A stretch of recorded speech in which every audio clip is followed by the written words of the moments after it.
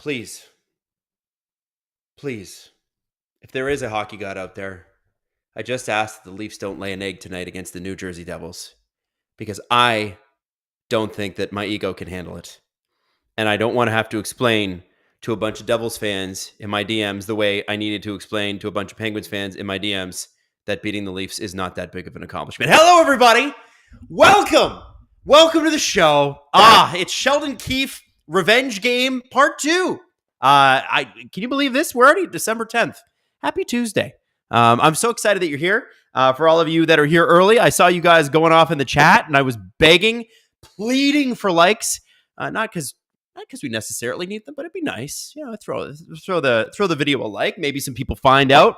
Maybe some people who haven't seen it before, people who have not been exposed to Gripper Nation, find out about it. That'd be good. Listen, we got a great one tonight. It's the New Jersey Devils. They're spectacular. They're a great hockey team. They're coached by the Leafs' former coach. Doesn't get much better than that. And of course, we got the Toronto Maple Leafs, who, to be honest with you, didn't have a great week last week. I didn't love their game against Chicago. I definitely didn't love their game against Nashville. And Pittsburgh and Washington really kind of let them know, hey, your hockey's not up to snuff. But there are some opportunities here tonight because Maximum Domi is back tonight. Craig Berube was saying that he's hoping that Max Domi and Nick Robertson shoot more. Specifically, Max Domi, he said, please don't be as selfish. And I think it's nice when somebody's got to tell you, hey, don't be selfish. Shoot a little more. Max does have a good shot. You never see it, but he does have a good shot. Now, producer Hayden put together some stats, and I got to read you some of these. Ryan Reeves is tied for the second worst expected goals per 60 among all NHL forwards. He's tied with Gage Gonglaves. I'll be honest with you, I haven't seen Gage play much. And Dakota Joshua, of all people, but he did miss training camp. And he had the cancer situation, so we're going to give him a pass on that. Also, did you sign Ryan Reeves for his expected goals? Because if you did, you shouldn't be a general manager. The Leafs are 12-2-1 in their last 15 games against the Devils. That's right, 12-2-1. Remember, the Leafs finished off the Devils' big win streak a couple years ago. That was fun. And I think Matt Murray was in net for that game. Remember, he kept pushing off the post, and the net kept coming off, and it was a little bit sketchy, but we all were like, yeah, no, it's totally normal. The Leafs have averaged 4.66 goals per game in those 15 games that they've played against the Devils, the last 15, and the Leafs have surrendered only 2.86 goals per game. Now, I would say that stat is likely going to change. Scoring 4.5 goals, allowing close to 3. I would expect both of those numbers to go down because the Leafs are scoring less this year. They're also defending like a whole lot better than they used to. They are not scoring as much. They are definitely not letting in as much. Once Jake McCabe comes back, and boy, did they miss him, it's going to be a whole different story. He and Tanev together are probably the best defensive pair in the NHL this year, which is kind of hard to believe that the Leafs have anybody that's even close to that. In the Matthews era, 25% of all Leafs-Devils games have gone to overtime. How about that? 6 of the 24 matchups since the 15-16 season, which is kind of crazy when you think about it, considering both teams at varying degrees were not that good. The Leafs have been good for the majority of that stretch, but then you look at the Devils, who have had really great years. You know, I'm talking about the Taylor Hall winning the Hart Trophy years, and then for like 5 years after that were kind of bad, and then 2 years ago they were good, and then last year they were bad. For that many overtimes, it tells you they get up for this game. The Leafs haven't lost on the road against the Devils since April 5th, 2018. That was a 2-1 Devils win. Man, okay, but I forgot he was a Devil, but Pat Maroon tallied 2 assists for the Devils. And the Leafs got a goal from William Nylander, Austin Matthews, and Patrick Marleau. I know. Patrick Marleau that's 2018. That's 6 years ago. What the hell happened? Why did COVID do this to us? Anthony Stolarz is one of the 10 active NHL players born inside the state of New Jersey. Other notable people: James Van Riemsdyk, Ross Colton, Alex Lafreniere, and Connor Clifton of the Buffalo Sabres. Now, I hope that you guys are having a fantastic evening. Robert Bett, favorite things in life: 1, the Leafs; 2, SDPN; 3, Gripper Nation. Thank you, Robert Bett. And I want to shout out the Squeezable Lemon for gifting 20 SDPN memberships. Squeezable Lemon, Thank you. We hope that the juice was worth the squeeze. We do appreciate you and everybody that is trying out the VIP subscriptions for the very first time. Let me tell you something. You're in for a real treat. It's lots of fun. It's pretty sexy. I'm not going to lie.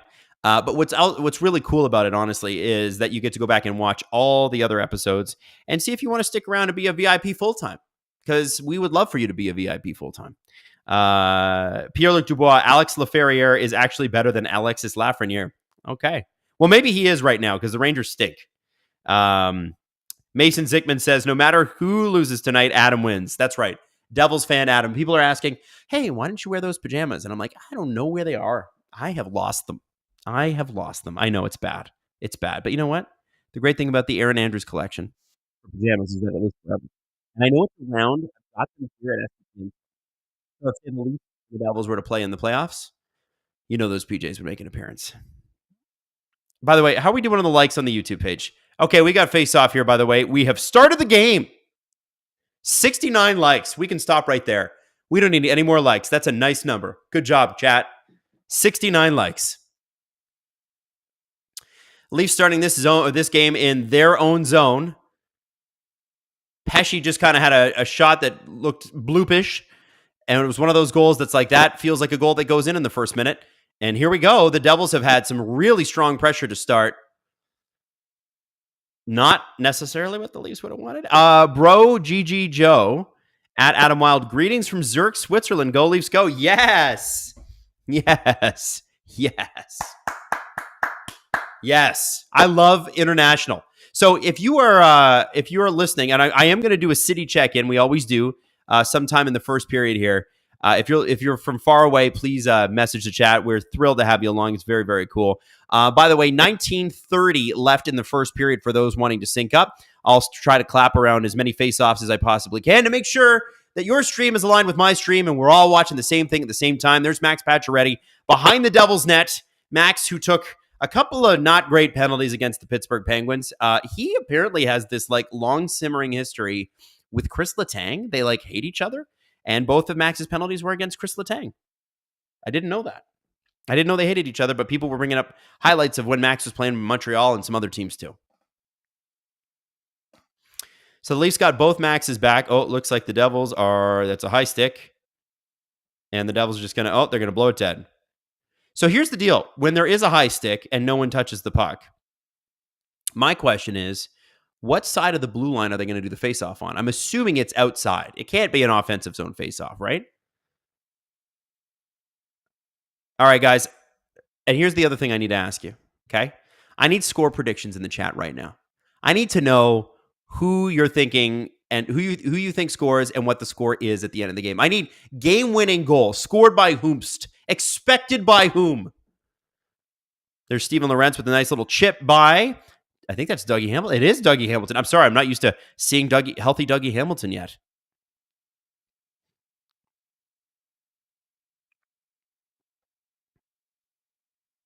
You know, it was interesting. They were talking to Sheldon Keefe today. Jonas Siegel did an interview with him in The Athletic. And Sheldon echoed what I think a lot of people don't like hearing, and I'm one of them, hey, the Leafs didn't lose in the playoffs because they couldn't play defense. They lost because they couldn't score.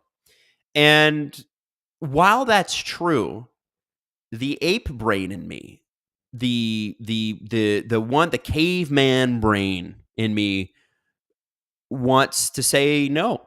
They lost because they got physically dominated in most series, which is true, which is probably why they couldn't score. And they did let in a lot of bad goals. I don't know how many of you guys remember the Freddie Anderson years. One day he would be the greatest goaltender you've ever seen in the playoffs. And the next he'd let in 6 goals. And 3 of them would be in the first 5 minutes of the first period. And you don't know why. Okay, we're getting a lot of score predictions that are 4-2 Leafs, 4-2 Leafs, 5-2 Leafs, 4-3 Leafs. A lot of Nylander, a lot of Nyes. Julian Nikolov, Leafs are playing in the real NHL. 3-1, Matthews game winner. Nyes empty net. All the world's a stage said, but their D was horrendous. It was horrendous. It was bad defense. Go look at the players the Leafs drafted or dressed in those series. Some of those series, like Martin Marincin, was playing legitimate minutes on the shorthanded. Like, I think we need to acknowledge that. I think we need to talk about that. There's some therapy there that we need from that. No offense to Marty, but like, holy moly. There's a reason why the Leafs had him, and then when the Leafs didn't want him anymore, nobody had him. Robert Bett, I'm predicting a 5-3 Leafs win with Domi. Has a breakout tonight with a hat trick. Whoa. Okay, so Domi hasn't scored a goal all year. And you're saying a hat trick tonight on his first night back. Robert, I appreciate the hope, and that's what brings us together as Leaf fans. I do want to mention that we're 17:27 left in the first period. So we're about 2.5 minutes in, and the Leafs have yet to register a shot. The Devils have 5 already. The Leafs have not looked like themselves lately. Like, they haven't had that swagger. I don't know what's going on, if it's the injuries finally caught up with them, if they're tired. Well, if you're tired, too bad. You got 15 games in 31 days in December. Better get used to it. What is it? What could it be? Here comes Matthews across blue line. Nice little play from Marner there. Doesn't really go anywhere. Devils kind of stop it up along the boards. One thing that I was very interested in is the fact that Pacioretty was paired right back up with Matthews and Marner. And I think it's because they want a guy who's going to be throwing some body and being mean, which Max has embraced the role. He's a big boy. A lot bigger than I remember. Anyway, long story short, I think it'll be interesting to see how he does along with those two.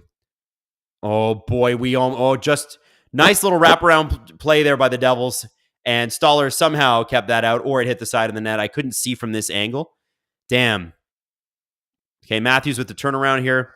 They're going to change. SLS, sup, Adam. Really great to see TSN have the Overdrive guys on the panel today. Wish Sportsnet didn't take themselves too serious. I agree with you on that. I think when they do a local Leafs game, when Sportsnet's a non-national game and they put Kipper and Bourne on, those guys do a great job with Elliott. I don't know why they don't have Kipper on national TV games anymore. I mean, the guy used to be on Hockey Night in Canada. I don't know why you wouldn't use him. He's a really good broadcaster, whether you agree with him or disagree with him. The guy is an eyeball grabber. I don't understand it, but I'm not an executive producer at Sportsnet. I'm a guy who runs a digital podcast network. Anyway, yeah, the Overdrive guys are great. Nice people. So are the Sportsnet guys. All the on-air talent, I don't know anybody too much behind the scenes, but I'll tell you, I hard to find any of the people on the air at any of those networks that aren't really good people off the camera.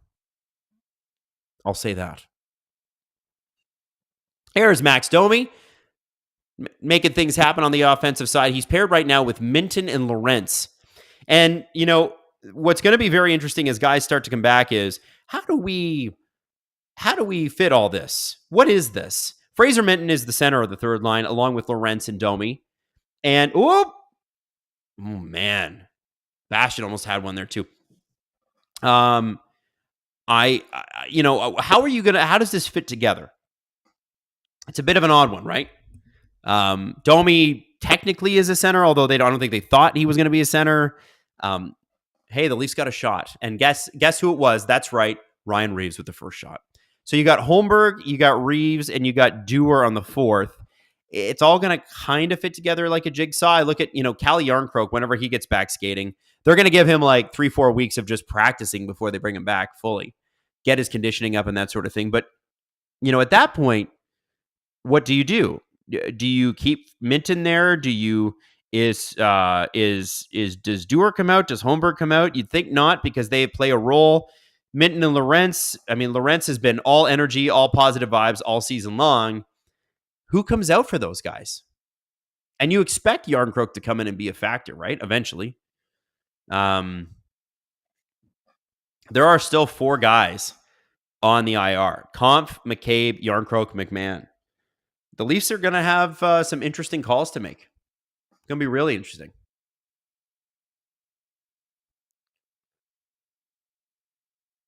All right, time check is 14:15. The Leafs have 1 shot. The Devils have 8 shots. And I'll be honest with you, it's been a little tilted in the Devils' favor. They've come out on fire. And I think the Leafs have not had the pop in their skates the last week. I'd like for them to figure that part of it out. I do want to throw this out there too. The Boston Bruins are currently 1 point behind the Maple Leafs. The Boston Bruins, who fired their coach a few weeks ago, are a point behind the Leafs. Are you kidding me? Come on.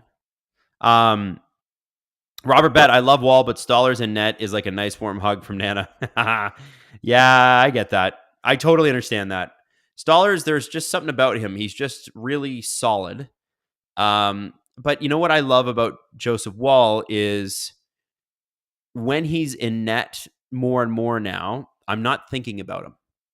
And that's how you know a goalie's pretty good, when you just don't have to think too much.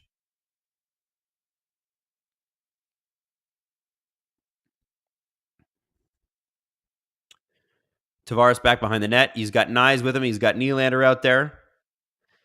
Boy, the Leafs are going to be deep at forward once all these guys come back.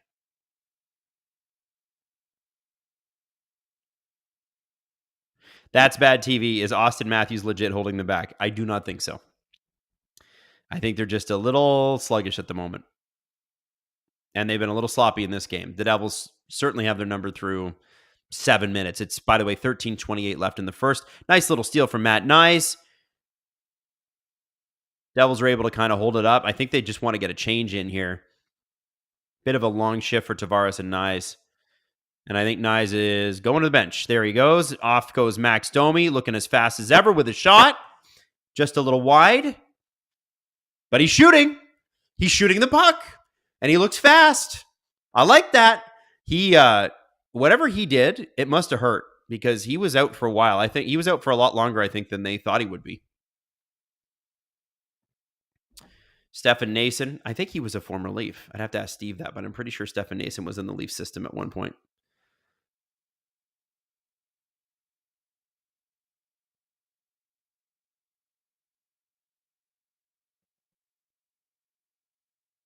Okay, Connor Timmins gets outworked a little bit by Eric Holla there. Did I say Eric Holla? Yeah, I meant Eric Holla. It's weird, Eric Holla. It's like, oh yeah, you're not a. I know it's weird, but Golden Knight. I still see him as a Golden Knight. I know it's been a long time. You know what I mean? There's just certain guys you're like, it just doesn't feel right with you not in that jersey. Oh, man, the Devils are moving the puck great tonight. Nice little defensive play there by Ryan Reeves to break that up. That would have been an easy shot for Nathan Bastian, who's been a bit of a factor tonight. By the way, the Devils have goal-scoring extraordinaire Thomas Tatar on their fourth line. According to our poll this evening, the Leafs have 80% of your votes when it comes to who you're cheering for tonight. So not totally surprising. I did expect to see a little bit more New Jersey Devils in the chat just because we have a funny little relationship with the Devils. But, you know, Dr. Nick, good morning, Adam and chat from Perth, Western Australia. Going to be 39 degrees Celsius today. Oh, baby. Honestly, it's right now it's rainy. Probably somewhere close to 0 degrees here in Toronto. 40-degree difference between our two cities. Unreal. How do you watch a game in Perth, Australia anyway? Is it Yarm AT Plus?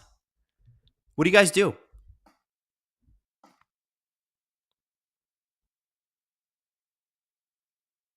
Daniel Bastarch says Stefan Nason ended up in Toronto in a 3-way deal from San Jose, I believe. Oh, I wonder, was that the Polak deal? Was that the Daniel Winnick deal? Was that the James Reimer deal?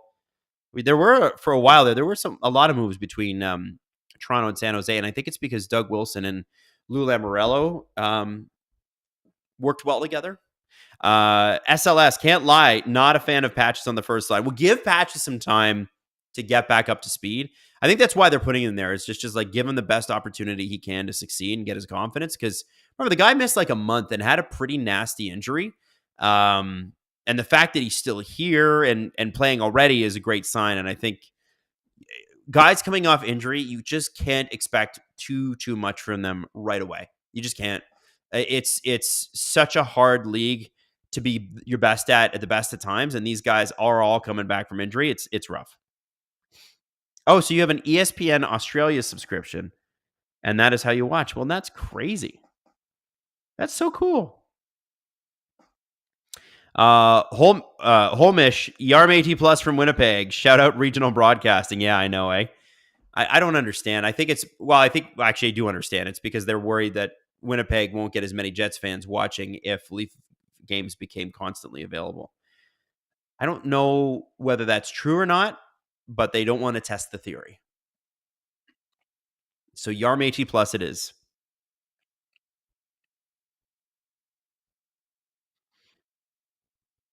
I'm ready.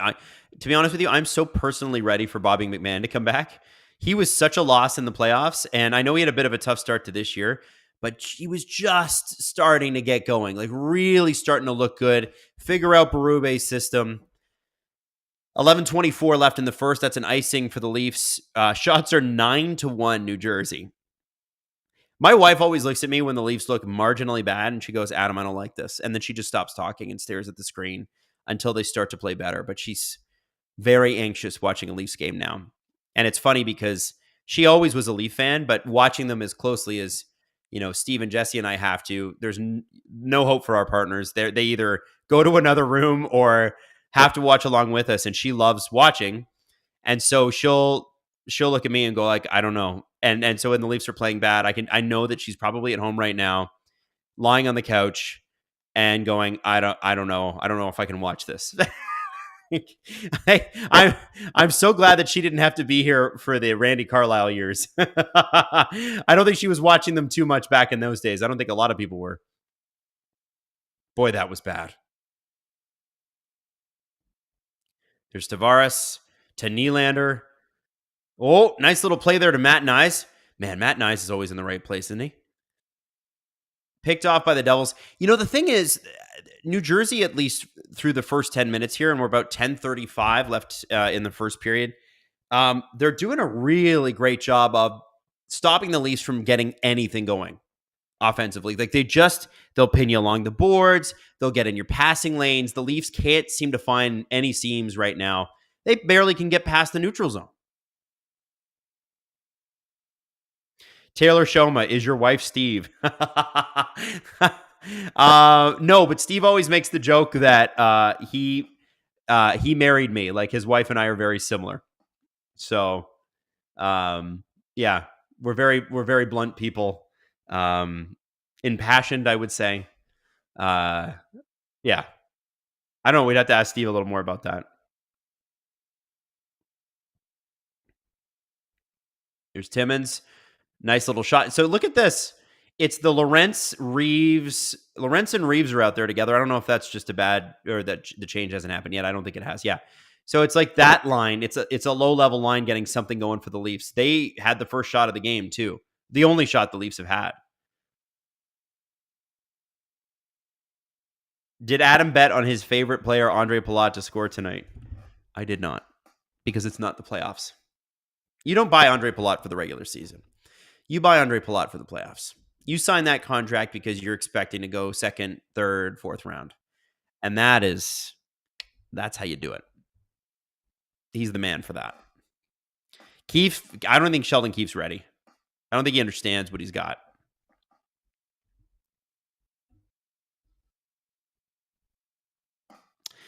Brock Besser, Demko is back. RIP to the rest of the league. You know what? I'm happy for the Canucks. I have a very warm spot for them now that, I followed them so closely in the playoffs last year, them and the Oilers. It was so much fun. The Canucks are, once JT Miller gets back and once he gets, everything kind of ready to go, the Canucks are great. Like, that's a great hockey team, man. They're going to be a monster. And if Edmonton doesn't get it together, I think Edmonton needs another defenseman. They're looking better. LA's looking better, but like, I think you look at Thatcher Demko, like he's like a massive trade deadline acquisition early. Dude, league's in trouble. Vancouver, 32 points in 26 games. Vegas has 39 and 28. Man, Vegas is so good again. But I can totally see Vancouver at least nipping at their heels. Yeah, I don't know. It's that Pacific Division is the have and have not division. And shout out to the Calgary Flames for holding in there. just a point behind the Edmonton Oilers here. But I think it's like the top 4 teams are very good, could all win the cup. The LA Kings are a surprise this year. Good for them. The bottom teams are decidedly not, I should say. Although I've always felt like the Kraken should be better than they are. Don't you think? 9:22 left in the first. Pacioretty, Matthews, Marner on the ice. Hischier line for the Devils. Is it just me or does Hischier always play really well against the Leafs? Or maybe he's just a good player. Oh, Mercer in front. Good save by Stollers. Oh my God, I don't know how he kept that out. That's going to be icing. Nope, it's not going to be icing for the Leafs. They curled it down there. It didn't hit the end. 8:56 left in the first. The shots are now 11-1. The Devils are running the Leafs show right now. I don't think there's any other way to say that. Doesn't mean the Leafs can't come back, but sure would help if we could get anything going. Tavares, Riley, he gets it down deep. See what the Devils did there? They stopped up the play before the Leafs were able to get set up right in the left-hand corner. And watch, the Leafs are dumping and chasing. And what are the Devils doing? What are they doing? Okay, we got 2 men on. Boom, out. Like really clean defensive hockey. The Leafs can't get a thing going. And it's leading to a rush chance the other way. Sheldon Keefe loves his rush chances, but the Leafs, the Devils, unlike the Leafs, actually get back on defense. It's crazy. Oh, broken stick. Yeah, the Devils are running circles around the team right now.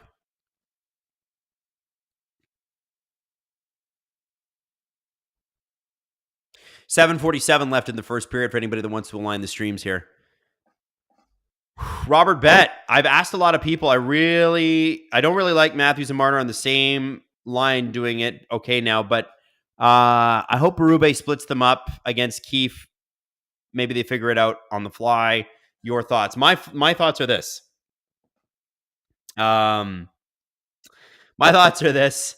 I think that Matthews and Marner together can be extremely predictable and are also capable of some of the most stunning, amazing magic that you've ever seen in your whole life.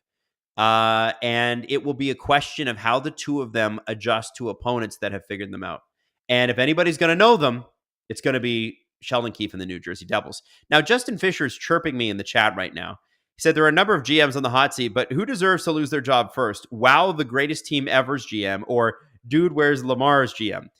So, wow, the greatest team ever is my fantasy football team name. And dude, where's Lamar? That is Hayden's fantasy football team. And I want to say that I went from finishing third last year to finishing, I think I'm dead last this year in our fantasy football pool at SDPN. The playoffs started. Hayden and I didn't qualify. Both of us, I would think, are on the hot seat, but we should at least get till midway through next season before they actually make a call. Because I feel like I put on a strong showing last year. I was third place. I should at least get a little bit of time. A little bit of time. Hayden did not watch a single football game this year. Wow. Oh, what's up, Cassie? It's me. Everyone boo Adam. Good night. Good night, Cassie. We love you. Oh, my stream has... Every once in a while, my stream, I look at the chat stuff, and I'm like, hey, man, why are you not working? Does that happen to you guys? 6:20 left in the first period. 13 shots by the Devils now. 13 shots to 1 shot.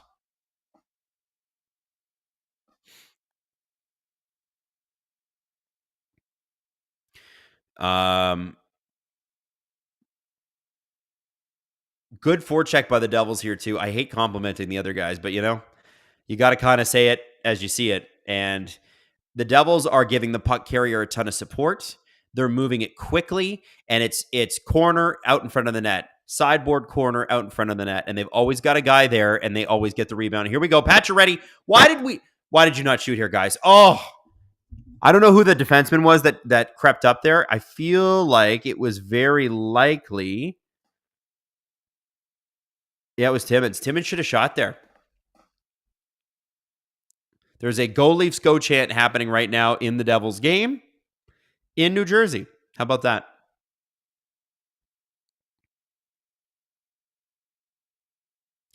.5:15 left in the first period. The Leafs have a single shot, just the one. And I believe it was the fourth line. Reeves or Holmberg had it. I can't even remember now. This is really rough. Icing. Oh my God. Wow.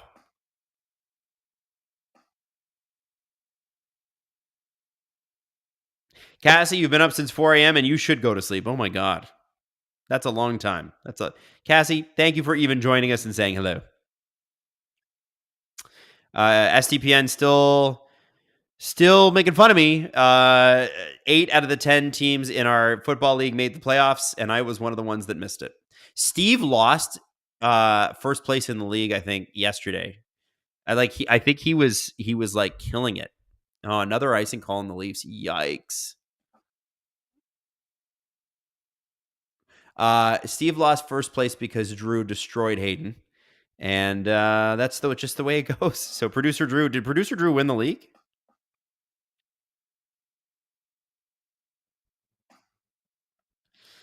Oh, the Leafs sent Grabenkin down today, and I was sad. I like that guy a lot, but with a bunch of forwards and defense coming back, kind of makes sense that you do get as much ice time as you can at the AHL level. And I feel like we're going to see him again. The Marlies look like they have a really, really good team this year. Maybe one day, or maybe they go deep in the playoffs. But I think the Leafs having players like that available to them in the playoffs, very helpful.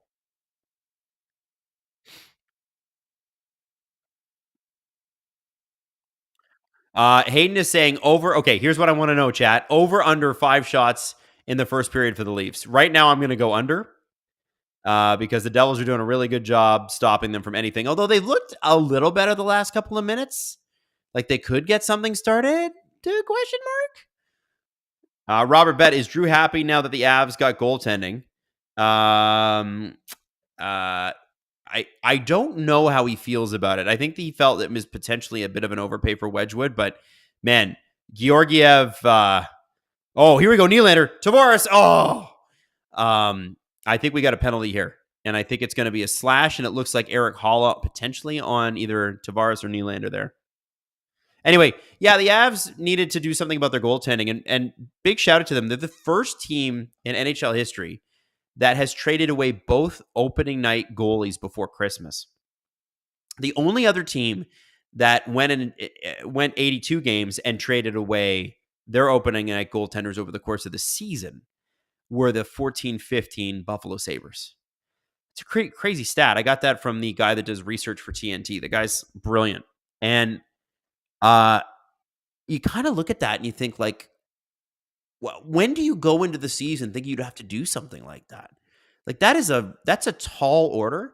Ask me again, Robert, in 4 weeks when we've had a chance to look at the Avalanche. Because here's the deal: they had like 7 forwards that were injured, and then they had the goaltending stink. All I'm saying is it's going to start to look good. Canadian Girl 83, I hate exams, LOL. Hi, everyone. Oh, man, do not miss exams. I do not miss exams. Ocheka, what's the weather like up in Toronto? Right now, it's been raining all day and wet and not that cold. But, usual December cold. There was some snow last week. By the way, Canadian Girl 83 getting some love in the chat. Hey, Canadian Girl 83, I hope you nail exams. Thank you, Rain Winslow. I love that kind of positivity. Buffed a rat. Adam, tape your stick. No, you tape your stick. We don't need any of this tape. It doesn't do anything. Ricky, a VIP member for 9 months. Happy 9 months from Prudential Center. Are you watching right from the Prudential Center? And you say you're stressed. Wow. Adam, I'm on tour in India. I'm on a tour in India, and my guide for Agra is your doppelganger. You'll have to send a picture through. I would love to know. Adam, I like how you have a great accent when you do the British accent on the SDPN show. Well, thank you. I appreciate that, Gabriel. I don't know if it's that good. I think British people probably cringe. Is there a worse, who cringes harder when someone tries to do their accent? British people or Jamaican people. Nobody can do a Jamaican accent properly except for Jamaicans. And yet everybody tries it. And British people, no one seems to be able to do it. Unless you're like a paid professional athlete. And oh my God, the Leafs are allowing a 2-on-1 on their own power play. And whoa.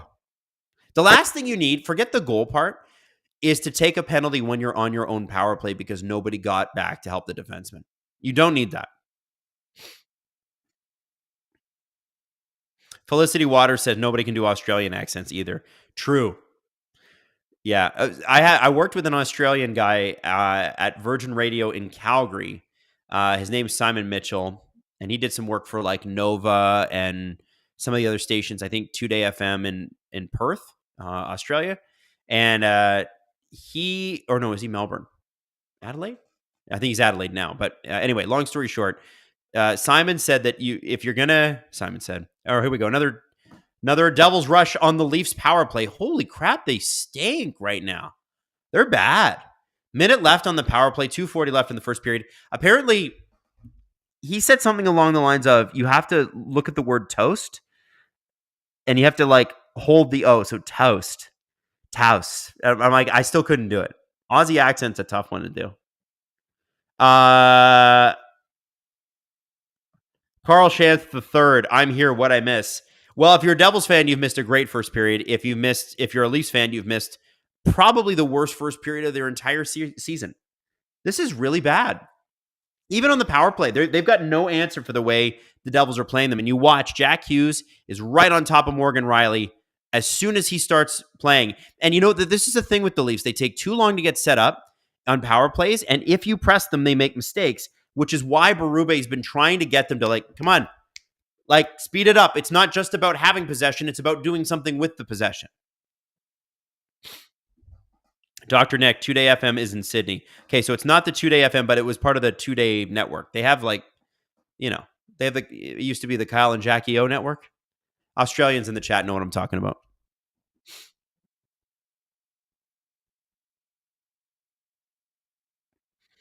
Uh, 5 seconds to go in this power play. 1:44 left in the first, and boy, that was bad. Real bad. If you were a Leafs fan and you traveled to New Jersey to see this game, boy, do I feel bad for you.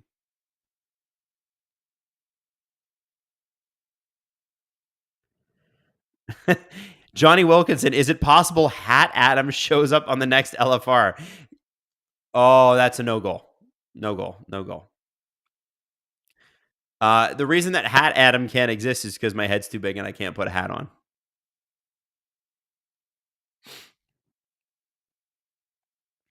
Man, so you saw the Devils forecheck there, and just watching the replay, Cotter, whoa, baby. Almost had one.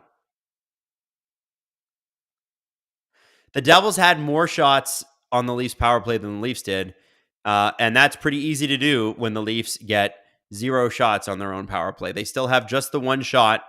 They've credited the one shot to Morgan Riley, but it was Reeves and Holmberg who were at the net when he took it. So, cool. Greg L, just sloppy turnover. Sloppy everything, Greg. Sloppy everything. Ali Bormond, worst first period of the season, without question. I would be hard-pressed to even name one that comes close to this. This is bad. Like, I would say the Predators one last week wasn't great. They were okay. This is like, you're getting crushed. You're getting steamrolled. Brad K, remember, anything can happen in Jersey. That's right. Ken Danico's doing this game tonight against the Toronto Maple Leafs. I wish Steve was on this stream so he could do it. Canadian 27, my first time joining the stream. Thanks, guys. Well, welcome to the stream. Usually when the game's better, it can be a little better than this, but like not every game's going to be a winner. However, it would be nice if the Leafs showed up at all, because right now, with 57.8 seconds left to go, they are on pace for 3 shots in this game. I'm sure they'll get more. But this feels like the time the Leafs played the Devils, and I think it was the second round, and the Devils held them to 6 shots all game. Hayden just sent me a stat. Hasn't come through yet. Here we go. Least amount of shots in an NHL game. Oh, Jack Hughes. Oh, baby. Oh, my God. Hang on. Oh, I think the Leafs just got a penalty. Delay game. Oh, my God. See, this is what happens when you play like crap. You then have other shit happen. Like you have other things that happen that make it really, like make it worse. Watch. Benoit tries to get it out there. Should have gone up the boards. Didn't go up the boards. Now he's under pressure and he tries to throw it. Now, I thought, yeah, it feels a little like Jesper Bratt touched that. Oh, maybe not. Oh. So, here's the thing. If Benoit fires it against the boards and out, maybe it's an icing, but it's not a penalty. And then he's got to clean up his own stuff, and he doesn't do a good job of that, and it leads to a mistake. Now, 38.6 or 36, 35, 34 seconds left. Hughes with a nice play across. Okay. Wow. 23 seconds left to go. I'm going to read you a crazy stat here after these 20 seconds are up because the Leafs have had, this is an awful first period. This is awful. This is bad. Oh my goodness. The Devils look so good. I'm so glad this power play is split over 2 periods because, man, I wouldn't want to go 2 minutes against this Devils power play with the Leafs playing the way they are. Did they go out drinking last night? Like, they are playing hung over. Okay, so we're going to play a clip here in a second. The period's over.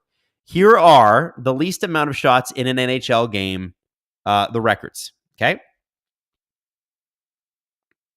In October 1958, the New York Rangers registered 0 shots. In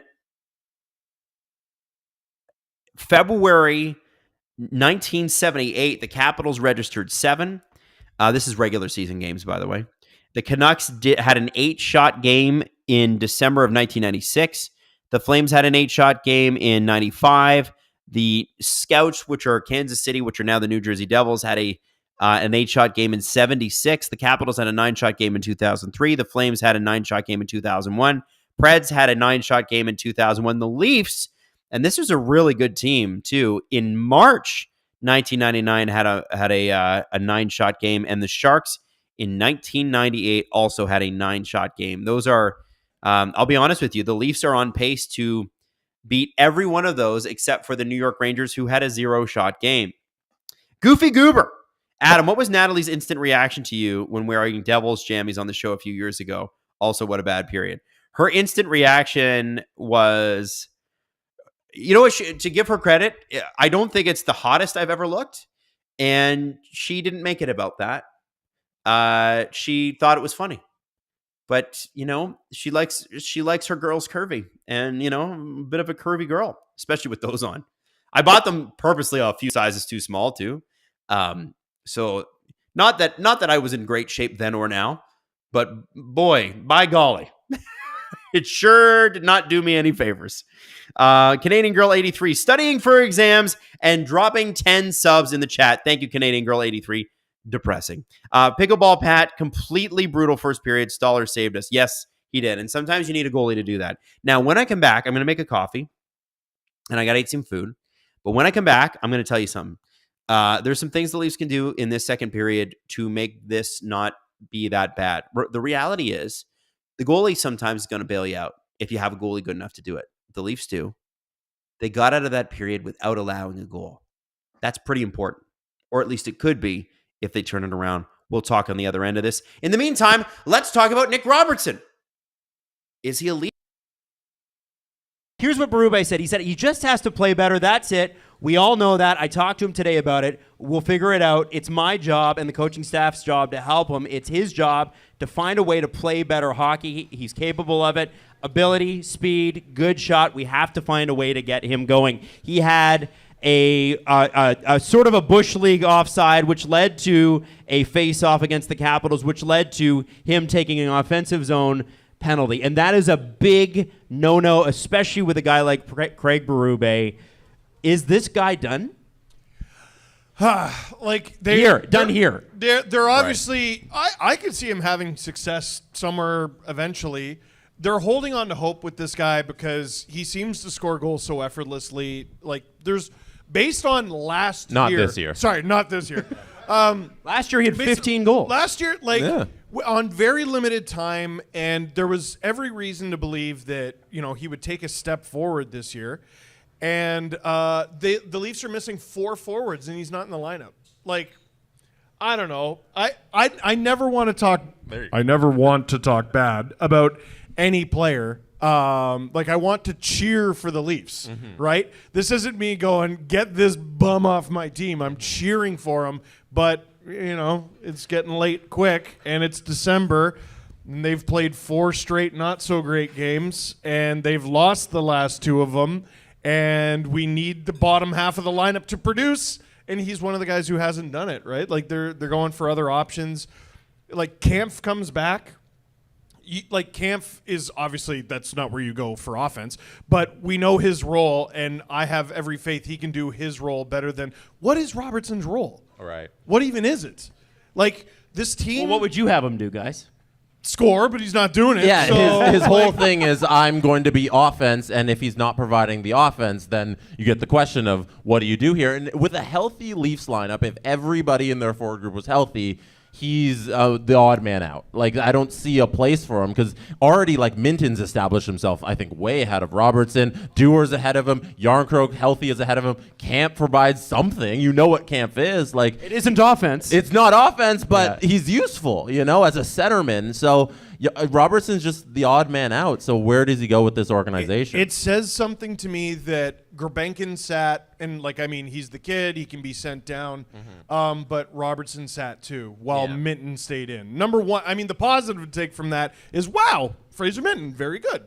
But like Robbie, God, I appreciate Berube saying that, but the direction very obviously seems to be he's not going to play games here anymore. Yeah. Oh, you think that's it? You think he's not going to They're play missing 4 forwards. He's not in the lineup. Do you think it's just to sit, get your mind right back in? I hope so if I'm his agent. Okay. Yeah. For sure. And then he plays the next game and scores. So here's what I wondered, right? Like the Leafs play style, which I actually love the change. How do you guys feel about the Leafs this year versus last? Yeah. It's a lot. It's good, right? And listen, I haven't loved this week worth of games. I have not loved their game this week. But before this, it's been really, really good. I wonder if the play style, the dump and chase, that sort of stuff, which is stuff they never did before, has affected his game because he seems like a rush player. Well, it's up to you as the player to fit in the system that your coach wants to play, and the system that the coach is playing this year has been a very successful system. Like the Leafs are playing really low event hockey, and it's established themselves to being in every game, even when they're getting outplayed. Like in the Washington game, they're still in that game. Like they had a shot to win because of how Craig Berube has them playing, and with last night where Alex Nylander comes in and Pacioretty comes back.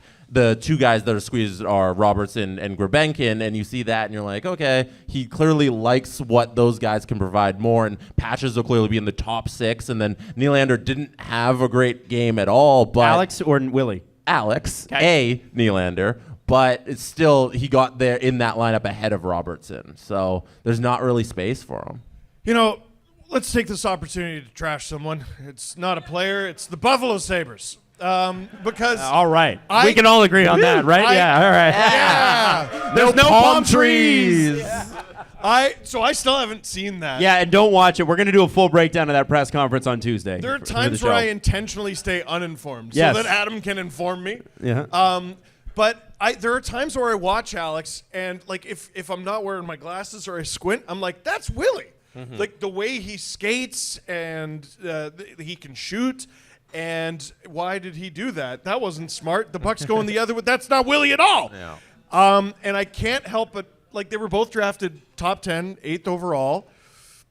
One of them was in the Leafs organization, which is notoriously and historically very good. Why'd you laugh? No, but then there's Buffalo, and I want to say Alex Nylander was sort of drafted in an era where the Sabres couldn't do anything right. Like they're slowly digging out of it, but I wouldn't have trusted the 2016 Sabres with a Tim's run. Well, you had Jack Eichel, you had Sam Reinhart, you had Brandon Montour. Gone. All of those guys have won cups. Yep. And we're huge parts of it. I mean, Reinhardt's going to score 50 goals again this year, assuming he stays healthy. That you're right. That's an organization that's not great to be drafted into, I think. Yeah. And what'd you get for Reinhardt? A pick and a goalie you're also ruining. Like, Devin Levi's a good goalie. Mm-hmm. He's a good goalie. There we go. All right. So I don't know. Alex Nylander also hasn't established himself as an NHLer, and he's had plenty years post Buffalo to do that. It was also 4 teams ago. Yeah, honestly. I just wanted to get my shots in. Yeah, you're taking a lot of side shots at Buffalo. Yeah, because why not? Let him. Why not? With the way Nylander played last night, there's probably a use case for Robertson to come back in and just show what he has. So I don't think he's done with the Leafs. No. He'll probably get a couple more shots, but with a healthy team, like, I don't know where he plays. So, It's, you get one guy back. Let's say it's, I don't know, Domi. I forgot about Domi. I know. Domi still needs to fit somewhere. Or McMahon, who I also forgot was hurt. Right. And they're all apparently coming back this week. Like, it's Bob McKenzie was the guy reporting it too. McMahon, McCabe, all those guys are coming back. And I just winced. That's good news. Yeah. No, that's good. It's just for this one guy who we're all cheering for. It's not working. Yeah. Okay.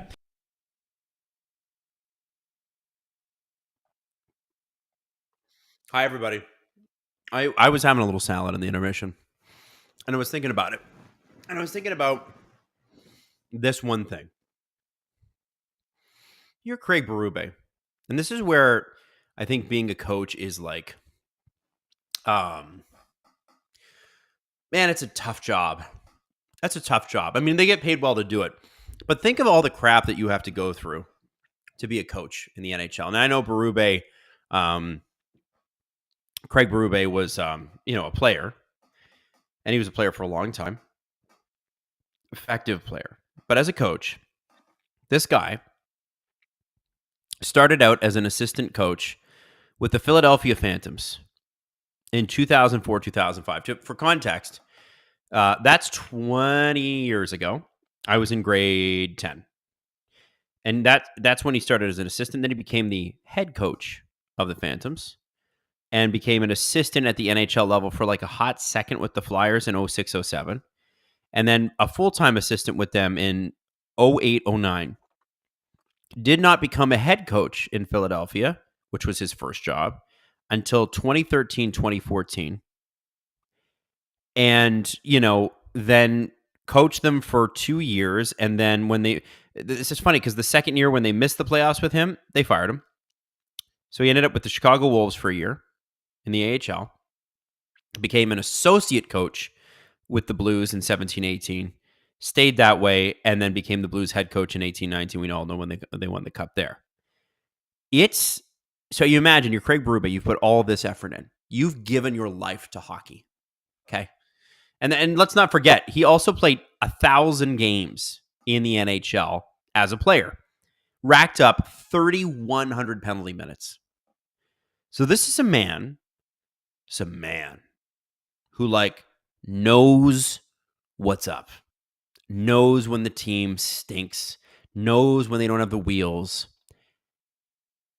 Even a guy with that much experience, what do you say to the Toronto Maple Leafs on a Tuesday night in December in New Jersey to get them to play like half as good as they're capable of? That first period was abominable. That was terrible. If you're Craig Berube, it's almost like, hey guys, are you even worthy of me being in the room right now? All the experience that I have, that I'm bringing to the table, I'm not messing up on the bench. What's going on with you? How do you get a team that starts that flat going without being too dramatic about it? Because, it's game 28, man. There's 82. That's so many games. So many games. What do you need to do to get a guy like Matthews, Marner, Pacioretty? What are you going to tell them? What do you tell Nylander, Tavares, Nyes, who of the Leafs forwards looked the best?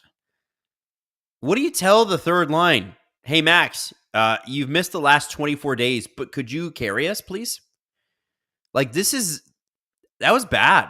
That was really bad. And I don't know what Craig Berube can say to those guys to get their attention on a night like this, because you don't want to be too if you're too dramatic too early in the season, you're gonna get people looking at you like, okay, it's a Tuesday in December. But we know Craig wants it every night, every shift, every time you step on the ice. Craig Berube hockey is maximum effort. That doesn't feel like maximum effort to me. What's going on there? You know what I mean?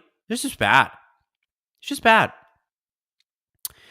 So I don't know what he's saying to them. Warrior Womp. That period was flatter than overnight ginger ale. Arisha says, put Nyes back on the first line. Patches down to the second. Yeah, it's interesting. Because I thought Pacioretty was doing really well with Tavares before he went down with the injury. Yeah, I don't know.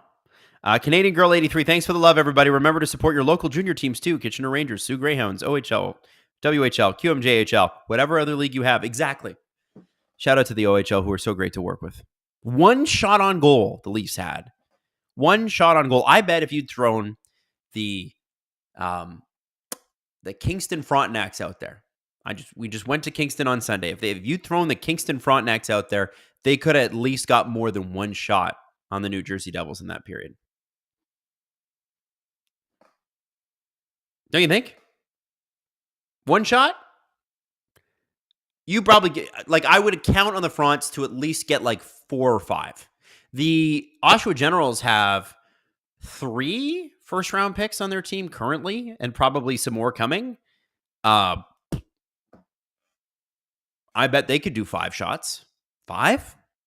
This is rough, dude. It's rough. That was bad. By the way, our poll results are in. What do you think of Nick Robertson? Trade him? The experiment is over. 40% of you are saying trade him. 31% of you said, I just love clicking buttons. Thank you for your help. 21% of you said, keep playing him. He'll break out. And 5% of you said, risk sending him down. Yeah, it's hard not to see how he wouldn't get claimed. Like if you're the Ducks, you know, you just brought in Jake Trouba. Zegras is going to be out for a while. Could it hurt to claim a guy like Nick Robertson and just try him? I don't think so. I don't know. I don't know. George Pye says, I don't think an OHL team even gains the offensive zone. Well, man, not the way that the Devils are playing. They're playing great. Richard Trefino, Adam, you are welcome. Grippers and buttons. Thank you. Ali Bormond says, great point, Adam. Buffalo had Eichel, Reinhart, Thompson, Dahlin, Montour, Olmark. They should be competing for a cup if they had any sort of front office. Listen, we can talk about Buffalo.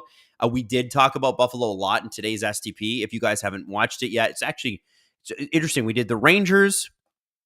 We did a little bit about Michael Andlauer, the owner of the Senators, accusing the Rangers of some soft tampering. We did a little bit about the Leafs. We did a little bit about the Buffalo Sabres. And the Sabres thing is interesting.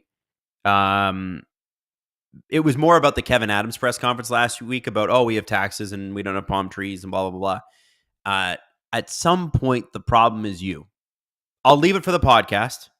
At some point, it's not about Buffalo not being a destination city, because I have lived through Buffalo being amazing, and they were a destination, and it is a good place to grow up. And listen, Steve made a really good point. If you're rich, pretty well anywhere in North America is not a bad place to live, especially the NHL cities.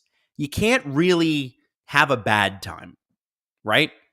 Buffalo, maybe downtown doesn't look all that great, and maybe it needs a revitalization, but I can tell you some of those neighborhoods, some of those houses, really, really good cost of living. You can live pretty damn well. It's the organization. It's turning the entire city against Jack Eichel because he didn't want to get the same neck procedure that you wanted him to get. It's his neck. I don't blame him. Anyway, yeah, it's up to them. You got to make it a destination again. Toronto wasn't a destination for a long time. I remember they were gearing up. We're gonna go sign Brad Richards, and Brad Richards was like, "No thanks, I'll go to New York." Who can blame him? The Leafs back then sucked, and they were run poorly. Who would want to sign here? They had to go and trade for guys. Phil Kessel, Dion Phaneuf, Joffrey Lupul. Those group of guys were all traded for. None of them signed here. Now, listen, they didn't do a lot together, but got there. Even James Van Riemsdyk was a trade. It was Luke Shen. So Simon Benoit is going to start the period in the box. I am going to clap to start this so we can align. 20 minutes left in the period. Starts now. And 120 left on the power play. Oh, I missed a super chat. Justin sent it to me from Arisha Radmard. 4+1 bad games. Common denominator Matthews. Is it time to start asking questions? No doubt 34 is a stun, but I'm starting to see a trend. Here's what I would think. I think that they need to play Austin Matthews with different people. And I don't understand. Maybe it's a Matthews thing. He played really well with Domi last year. I don't understand why they haven't done that. Domi, Matthews, Tavares, Nylander, Marner, and please God, go out and get a centerman. I just don't understand why they don't do that.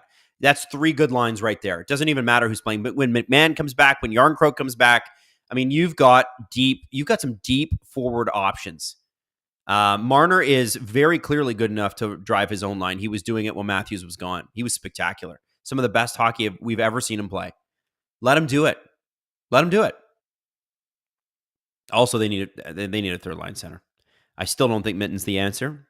He might be eventually, but I just don't know that this is the season. Canadian Girl 83, if you guys ever end up coming to the Sioux for a Greyhounds game, first coffee or drinks is on me. There are some good pubs here too. Well, thank you, Canadian Girl 83. And I think we will take you up on that. Although, reverse order, we will pay for the drinks because we'll be doing a live show at one of your local establishments. I would love to go to the Sioux. I would. I wouldn't want to go in the dead of winter. Maybe we could get a spring or a fall. Dead of winter at the Sioux, I've heard is pretty intense in terms of snow. Nyes, Matthews, Domi, first line. Julian, I love what you're thinking. What if you put? It doesn't really matter. Like, what if you put McMahon with Tavares and Nylander, which is a good line? It could be Pacioretty, Matthews, and Domi, and then you put Nyes, who's been spectacular, with Marner, and please find a centerman. Croak, whatever. I don't know. Russell says, stick a game clock on the screen, please. Russell, we'd like to. It's not as easy as you'd think. Yeah. It's not as easy as you'd think. But I can tell you that there are, I'll give you the time in just a second here. TSN doesn't have it up right now. That was a really odd slashing penalty, by the way. 18:07 left in the second period. 18:07. That is rough. That is really rough. Here we go. Okay. So the Leafs have to kill basically back-to-back penalties to start their second period. Probably not what you want when you registered one shot in the first period, eh? Probably not the greatest way to start. Just me. At least the Leafs PK is somewhat good. Somewhat. It's been pretty good this year. Ugh. The Devils are cycling the puck so beautifully tonight. They are just locked. And that nice, great play across. Dougie Hamilton had a shot there that was a little bit blocked. If he gets a clean shot away, I don't know how Stolarz can even get in the way of that. It was just a beautiful tic-tac-toe. 1:12 left on the penalty. 17:15 left in the second period. Jack Hughes rushing the puck up the ice. He's looked great tonight. There's my boy Andre Palat, who I love, who I wish was a Leaf. Lucas Walsh, what's up, big dog? Man, I love being called big dog. What man doesn't love being called big dog? All right, good save by Stolarz there through traffic. That's just great positioning, and the fact that he's 6'7" really helps. Vegas Golden Bettman, Eichel, O'Reilly, Reinhart, Okposo all leave Buffalo and win a cup. So whichever team gets a player from Buffalo is winning. I think that Dylan Cousins is a guy that I think Sabres fans are all over right now. I think even Freach was talking about that. And man, Dylan Cousins is a good player. I wouldn't be in a rush to trade him. I don't just, yeah. Speaking of bad teams, the Leafs tonight. Bad. Oh, okay. They cleared the net there. Here's Mitch Marner and Austin Matthews on a 2-on-1. Let's see where this goes. Nope, nowhere. Marner passed because, of course, they knew that Marner was going to pass because he always does. And listen, I respect the fact that they got the 2-on-1, but it was broken up. All right, now we go. Another 2-on-1. Marner Matthews. Marner's going to pass. And this time it goes through and Matthews shoots and I think completely misses the net. They're probably exhausted, though. Those guys are probably sucking wind at that point. Boy, the Leafs are, guys, I know I'm tempting fate by saying this, but they are so lucky to be this far into this game and not have 4 goals against. I mean, they are being outshot 16-1. That Matthews 2-on-1 didn't even count as a shot. Come on now. Oh, they just got their second shot. It's a roller from John Tavares, but it still counts. That's Morgan Rielly and John Tavares, each with a shot tonight. It's fantastic. It's a great job. See, okay, so they're showing the Marner 2-on-1, the first one here. He puts it right into the skates of the defenseman. If Marner shoots that, it forces the goalie to go down and make a pad save and likely kick the puck out to Matthews. And you got to remember, like, the Leafs have owned Markstrom in the past. This is a guy they can win against. I don't know. It's just Stolarz is playing very, very well. I'm thrilled to have him on my fantasy team. I can't tell you what a great pick that was. I can't believe I had him. And by the way, the name of my fantasy team is Reach for the Stolarz. You know, who doesn't like a good pun? 15:31 left in the second period. Lisa gifted 5 SDPN memberships. Lisa, thank you so much. Hopefully the Leafs get to 5 shots, Lisa. We'll see. We'll see. I don't know. Can the Leafs get to 5 shots in the next 5 minutes of play? So they have 1 shot already. They need 4 more shots before the 10-minute mark of the second period. Otherwise, we have to start talking about this game in like historic terms, like how did the New Jersey Devils do this to the Toronto Maple Leafs? And the other question, which always accompanies something like this, why is it always the Toronto Maple Leafs? Why? Here comes Ryan Reeves, whose line did register a shot earlier. Morgan Rielly got credit for it, but him and Holmberg were in front of the net. Maybe they can get a shot. 14:41 left in the second period. Still one. Here's another question for you. 14:35 left in the second. The Devils have 18 shots. The Leafs have 1. Will the Devils get to 18 shots before the Leafs get to 5? Sure looking that way, isn't it? Here we go. Devils are going to have 1 here. Oh, nice little breakup by Connor Timmins. Dude, Connor Timmins could not play defense before this season. What happened this summer? That's what I got to know. Nice to Matthews. Oh, and it's batted away. So there's the Leafs' second shot of the game. That was a real second shot. I thought the Tavares shot would have counted too. How did Matthews not score on that? How did Tavares' shot not count? Is the shot counter stuck? We do have 2 official shots registered to the net. I think it should be 3. The Leafs need 3 more before the 10-minute mark. Otherwise, like I said, we're talking about this game in historic terms. Guys, we need to throw a party if they get to 5 shots. Will the Devils hit 20 before the Leafs hit 5? That is a terrible giveaway. What was that? Chris Tanev, too. Like, everybody's having an off night. Nice little shot blocked by Mitch Marner there. Come on, Mitchell. Come on, Mitchell. Nice little move at the blue line. All right, now set up, get possession. The Devils are all over him. Shot at the net. There was some chaos in front. I got to respect it. That was the right thing to do. Good play. Try to get something going. Max Pacioretty trying to turn it around there. Oliver Ekman-Larsson with the stop up at the blue line. I'm assuming that was an offside. Matt Nyes with a good play there. Good play. Matthews tried to go 5-hole. I think Markstrom had his number. Man. Wave at 5 shots. 1 more shot, guys. We need 1 more shot before the 10-minute mark. 1 more shot. Mouseless, Lisa, I want to say thank you for the membership. Yeah, if you do get gifted a membership, make sure you shout out the person that dropped it to you. Thank you, Lisa, for dropping those. And Squeezable Lemon and Canadian Girl. BRGR, is Matthew still hurt a little? Yes, he is. I don't think he feels perfect yet. Johnny Wilkinson, how comedic is this game, Adam? What do you find funny? It is funny. It's funny in a tragic way. But sometimes with comedy, like the best comedy, there's always a little bit of tragedy. With the Leafs, I just feel over the course of the years that there's just been too much tragedy. So our tragedy threshold is very thin, and it's just not looking great. Robert Malloy dropping into the chat saying Pittsburgh might have an emergency backup situation. Does that mean Jari's hurt? And Ned? Wow. That's bad TV. I'm a sick puppy, and I want to see how Steve would react. You know what would be better? If the Leafs win somehow. Like, they get desperately outplayed the entire game, win 1-0. The Anthony Stollers, you shall not pass game. You shall not pass! Like that, like Gandalf. Somebody's got to make that animation. Sorry for clipping the microphone here too. It doesn't handle loud voices very well. We're gonna have to work on that. We need microphones in this studio that handle loud voices. Man, Connor Timmins with a great break up there. They're just showing it on TV. Really great defensive play, which leads to Nyes and Matthews setting up for the Leafs' best shot of the game because it's their second one. Third?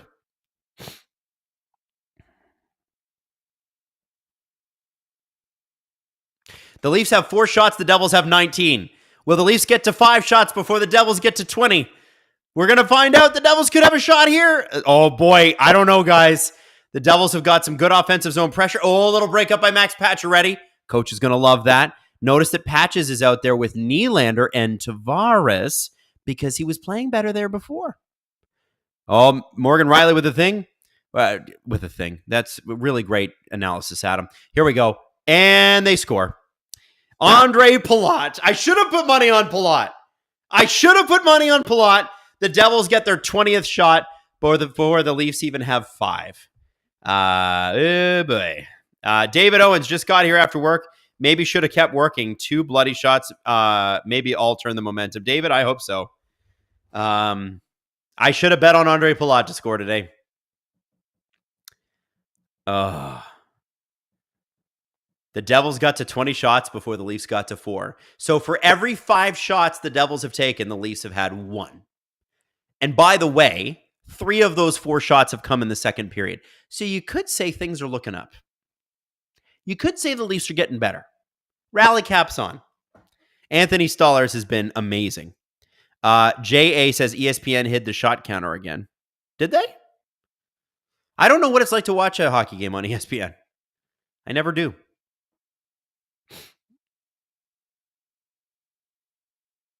Why is this on me specifically? Why are you guys mad at me? I'm merely stating the facts. Do I look like a guy with my milk bag body could get out there on the ice and help things? No. This is the Toronto Maple Leafs' fault. Don't you put this on me.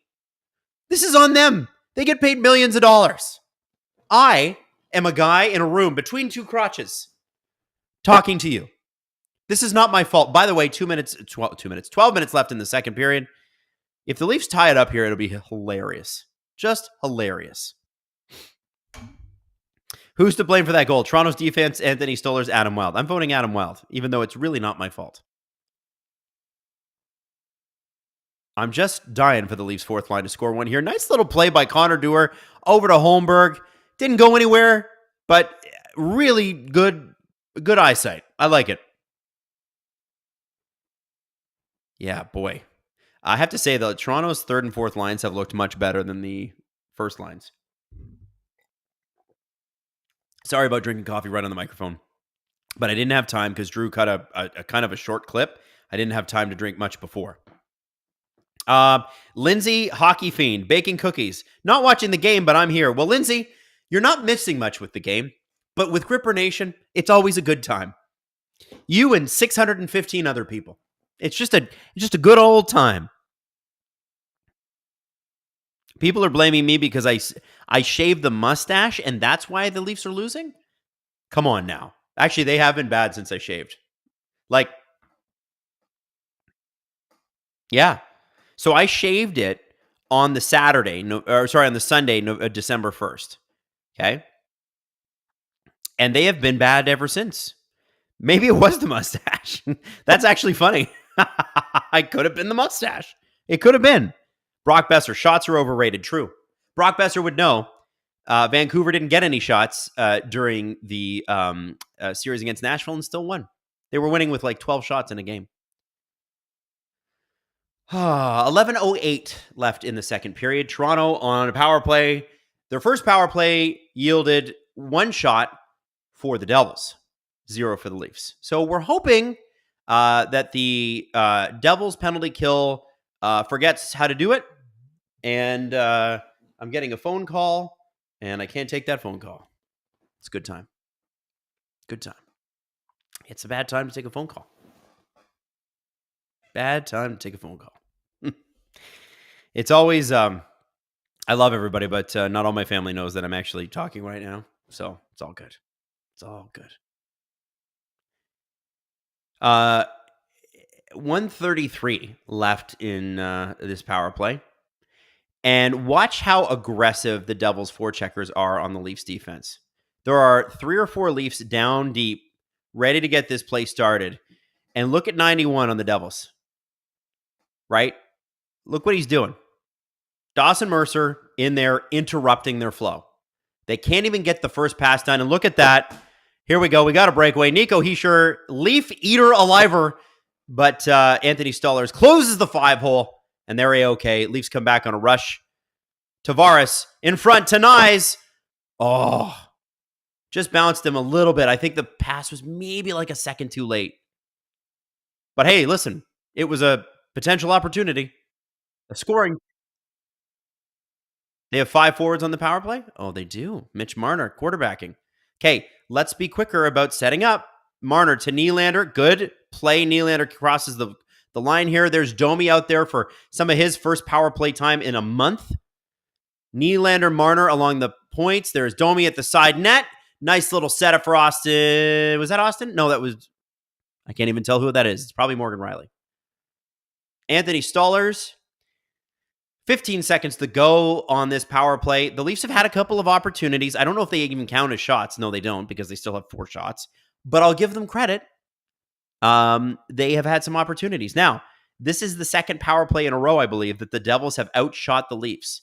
And what I mean by that is that's the second power play in a row for the Leafs that the Devils have outshot the Leafs on their own power play. And by the way, both times the Devils had a shot against the Leafs had 0 shots against the Devils. Oh, baby. Oh, baby. Are you kidding me? The Leafs have still not registered their 5th shot, and we're well past the 10-minute mark. Time to start talking about this game in potentially historic proportions. Maybe some score effects take over in the 3rd period. I don't know. I think the Leafs have played better this period, but hard not to, considering how bad they were. I think that's an icing call there. 8:35 left in the 2nd period. Yucky. Alex McDougall, they had 1 shot in the first. That's right, Alex. They had 1 shot in the first period, and they've had 3 in the second. Right now, they're clipping along at roughly a shot every 5 minutes. That's the average. It's rough. What's going on, Gripper Nation? I'm sorry I'm late. This is Lemon and Friends. What is this? Another 3rd period comeback while being outshot 5-1? Shake my head. Yeah, I know it's bad. It's bad. It's bad. It's bad. The Leafs at least are winning a good amount of faceoffs. Yay? Yay? Anyway. Oh, here we go. There's the Dewar Holmberg making stuff happen. You know what? 4th line has done a good job forechecking today. We have to look at the positives. And they're out there against the Hughes line. That's not easy, okay? Making things happen, keeping it in the offensive zone, throwing some hits. Ryan Reeves trying to put some bodies into the bench, you know. Oh, Chris Tanev just got a shot. I believe that's our 5th shot of the game. I just want to make sure the shot counter actually registers it. Could that also be the 6th shot? Ladies and gentlemen, we just got 2 shots on the same shift for the first time all night long. The Leafs now have 6 shots. 6-shot party. Hashtag 6-shot party. Everybody do 6 shots of water. No booze. David Owens, don't think my bet on Willie getting 3+ shots is looking pretty good. I don't think so, David. I don't think so. Yeah, this is not... It's kind of crazy. Like, the 4th line really put a good shift in there. And that was against the Devils' top line. Full marks. Craig's going to keep putting him out there, too. To quote Steve, this is from Wes Richard, why are the Leafs the way that they are? Maybe you hold the answer, Adam. Is it my fault? Is it the mustache shaving? Can't be. Demon Fox 232. Man, disappointing so far. Yeah, I'd say. Listen, the one thing I am I don't want to mention it too much. The one thing I do want to talk about, and I said this before the Devils scored their first goal, is that like they've made it this far into the game and Devils have only scored a goal. I mean, you can be bad and score 2 goals. Look at the Pittsburgh Penguins. They're bad and they regularly score 2 goals. You can be bad and score 2 goals.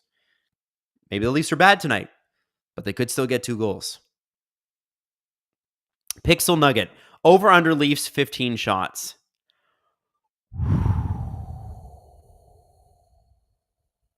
That is a really, really good question. Because here's the thing. The Leafs are weird. And you know that, they did this against the Predators. In the third period that they could just go, okay, we feel like playing hockey now. Here we go. Right? They could do that. I don't know that they will. I like the over-under on any NHL team in any NHL game. Like the under 15 shots would have to pay out crazy odds, especially for a team that scores like the Leafs have for the last decade. Have to. Canadian Girl 83. I told Jesse last stream, but when Cassie comes to Toronto, someone at the game needs to make a Cassie Clan sign. I agree. Nice little setup by Marner there. 7:40 left in the second period for everybody that wants to align the streams with my stream and your stream. We all stream. I can't finish that off. We all stream for what?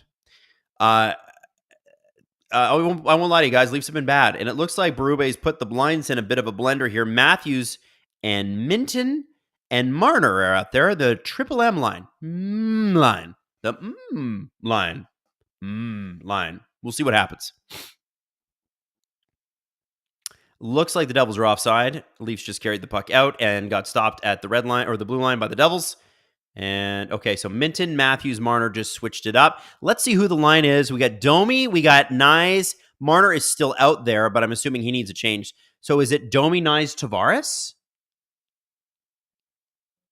Whoa, nice little wraparound there by the Devils, which I don't love. But it's Stefan Nason. Hopefully not going to kill you. And by the way, it is icing. Hopefully Marner is going to have to stay out there, isn't he? I want to know what these new look lines are. I guess Berube felt like he wasn't seeing it from Pacioretty with Marner Matthews. Again, I ask you, when are we going to switch up the Marner Matthews? When are we going to change that around? This is rough. This is rough.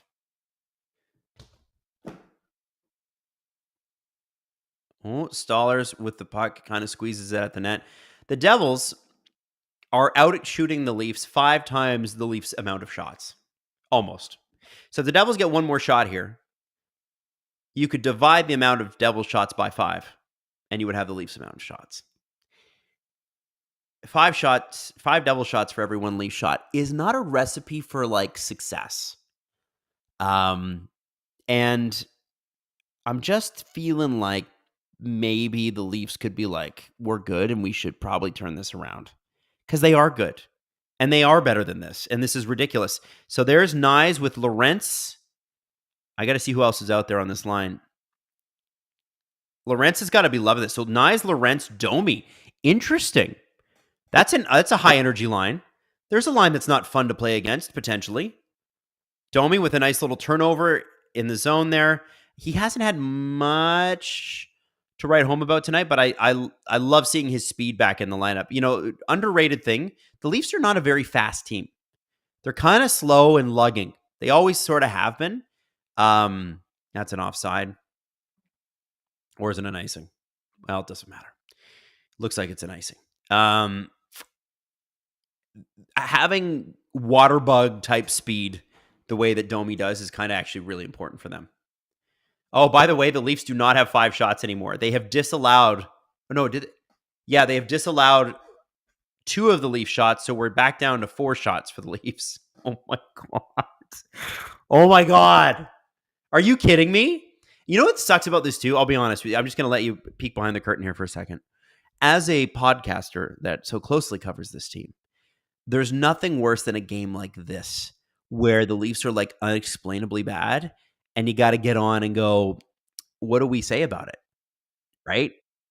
You know what? If you were putting tomorrow's show together, Devils, I believe, just got another shot. Oh, that didn't look good. Is he hurt? He went down like he was hurt.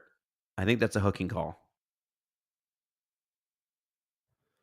Tatar. That's a bit of a sell. That's a sales job. Did Tanev get a penalty there? If you were putting together, the show tomorrow, and all that is available to you is to this point of the game, what would you say about the Leafs? What would you say to set Jesse and Steve up for success as a host that leads a conversation? Because that's my struggle sometimes. It's like, what am I going to say here that is going to bring out something we haven't thought about, that's entertaining, that, like, what are we going to do? And I don't know what you do with this. Because this is now the 5th game in a row where I don't think they've been that good. Is there a trend developing here? Brock Besser says, talk about a different team. Well, Brock, we will be talking about those Vancouver Canucks because Thatcher Demko's playing tonight. I don't know how he's doing. Maybe we do a little out-of-town scoreboard here. The Colorado Avalanche are up 3-1 over the Pittsburgh Penguins. No shock. San Jose Sharks up 2-1 over the Carolina Hurricanes. Man, Carolina's been so good this year. The Sharks better hold on with both hands and teeth. Philadelphia is up 3-0 over Columbus in the second. And the Kings are up 1-0 over the New York Islanders. Calgary tied with the Nashville Predators in the first. Winnipeg and Boston have yet to kick off, and I think we're looking for Tampa Bay, Edmonton play at 9, Minnesota, Utah at 9:30, St. Louis, Vancouver at 10, Florida, Seattle at 10 o'clock. So we have no Thatcher Demko.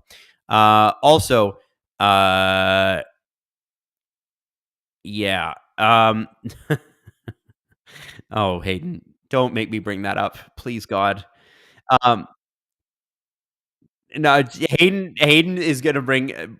Hayden is bringing up something that I know is rage bait, but it's kind of hilarious, and I will give it to you, but I'm not going to do it right now, only because the game just started back. Tatar sells this like have you ever seen somebody get high sticked in the face and then jump up? No wonder the ref didn't call that. That was embarrassing.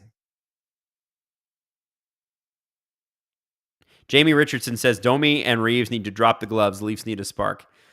I don't know if, oh God, that Tatar sell job. I cannot believe that. I can't believe the Leafs are on a PK again. Yeah. Oh, nice little turnaround here. Austin Matthews with the steal. Oh, boy, that was close. And that is officially, I believe, our 5th shot of the game. They can't take that one away from us. Guys, the Leafs have 5 shots. The Leafs have 5 shots.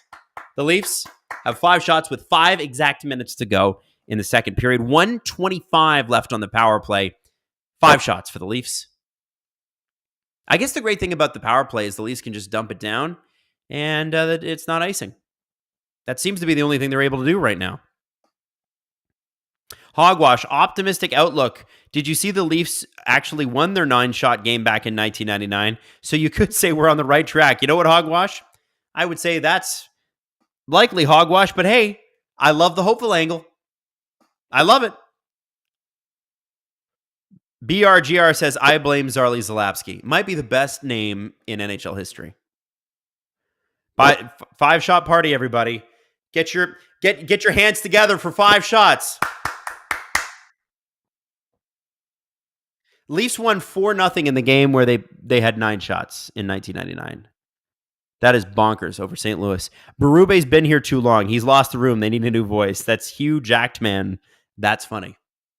That's funny. I think they do need to break up the lines a little bit, and it looks like he's doing that. I believe Matthews and Marner might be split up. I'm not totally sure. but I feel like they should do that more often. There's Lorentz. 8 seconds left on the New Jersey power play. New Jersey has 5 times the amount of shots the Toronto Maple Leafs do, actually more so. They have 26 shots. The Leafs have 5. It's a rough stat. They have 5.2 times the amount of shots the Leafs have. Arisha says Matthews not playing well today or in general. I think he's still hurt. This is why they need another center. If he is still hurt, by the way, he's played pretty well since coming back, scored and produced. And we got a shot to the face there. Siegenthaler just took a nasty one. That looks like it's just a stinger, but my God, it cannot be fun. Let's see what happened here. Okay, it was off the helmet. Okay, doesn't make it feel good. That happened to Jake McCabe, and he hasn't played since a couple weeks ago. But at least it wasn't right on the noggin, like right in the face. Robert Bet, some idiot in Boston is laughing. Well, listen, of course.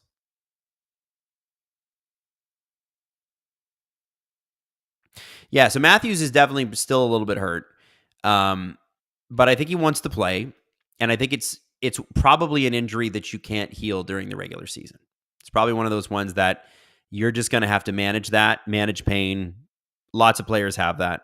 A Canadian Girl 83, I have a Lab Husky mix, and she'll put a few goals in for the net for the Leafs. She will chase a puck around the ring for entertainment. Well, we could use her. We need chaos in front of the net. Dogs distracting hockey players, it's never been tried. It's genius. 2:52 left in the second period. The Leafs have 6 shots. The Devils now only have 25. Looks like they were docked a shot, probably because they're smelly.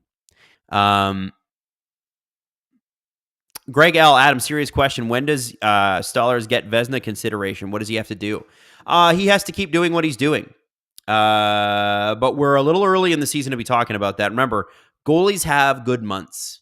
They have good bunches of months. The Vezina goes to the guy that really puts it together every month.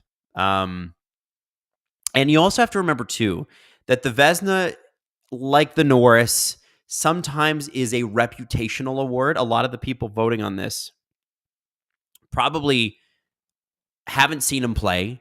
And so if you have a Hellebuck or a Shesterkin have an unbelievable year, and Hellebuck's been amazing, or at least until recently, reputation plays a lot into these votes.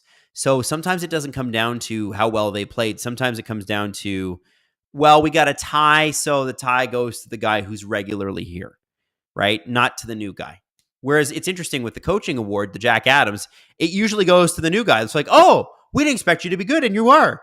You get the Jack Adams, and then that guy gets fired the next year, because that's usually what happens with the Jack Adams award. You win it, and a year and a half later, you're fired.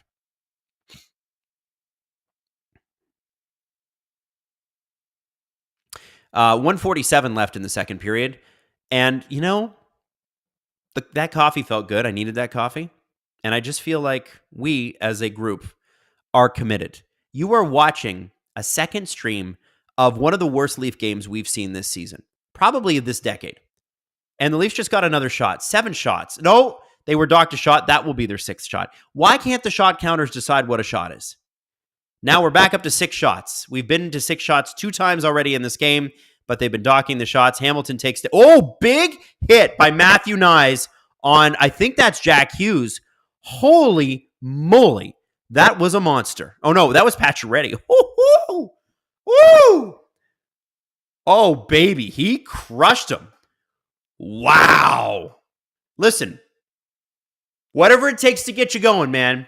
Pacioretty, Tavares back together. I kind of like that. I'm glad that they're doing that. Let's see a replay of this. Baby. So Tavares kind of knocked down by Hamilton there. And then, oh my God.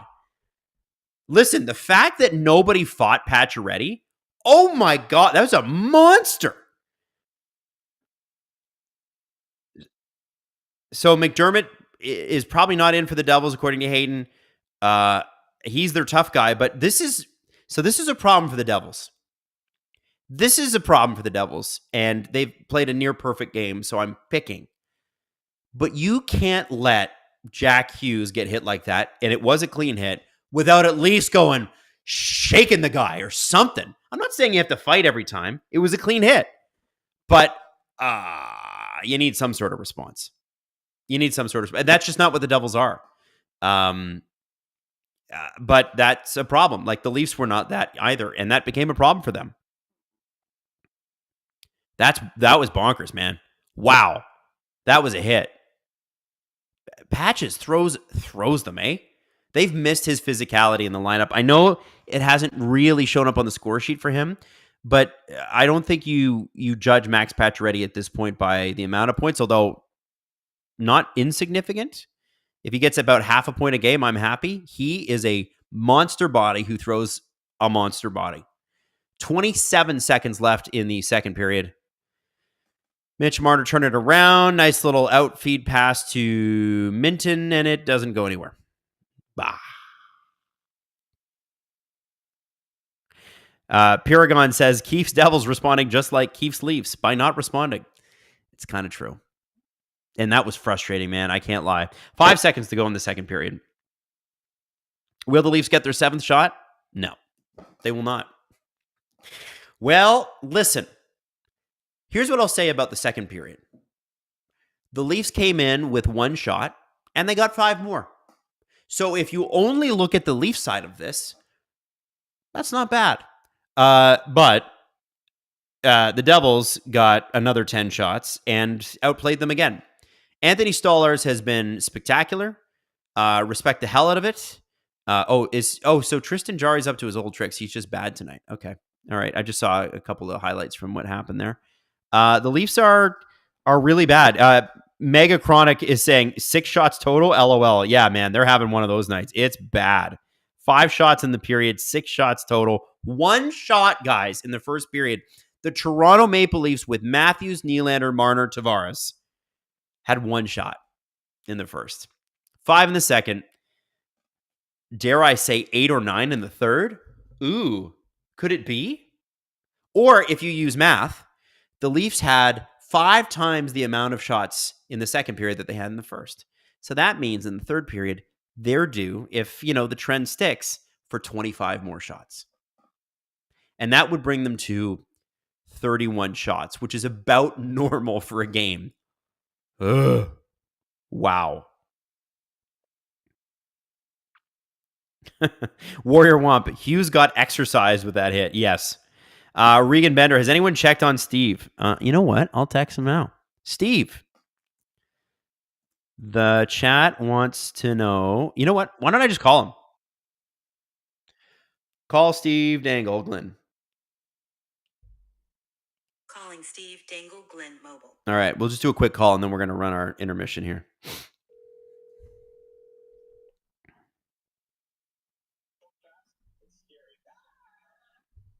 Hello? Hey. Hey, what's up? Chat wants to know how you're doing. Oh, you're streaming? Yeah.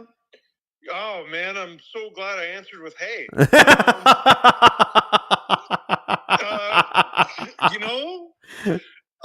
I'm doing okay. I need... Listen, one of 2 things is going to happen tonight for LFR. Mm-hmm. Number 1, I carve them. This is 5 straight mediocre games, mediocre to bad games. Yep. Even though they won the first 2, they were against sub-NHL talent. Yep.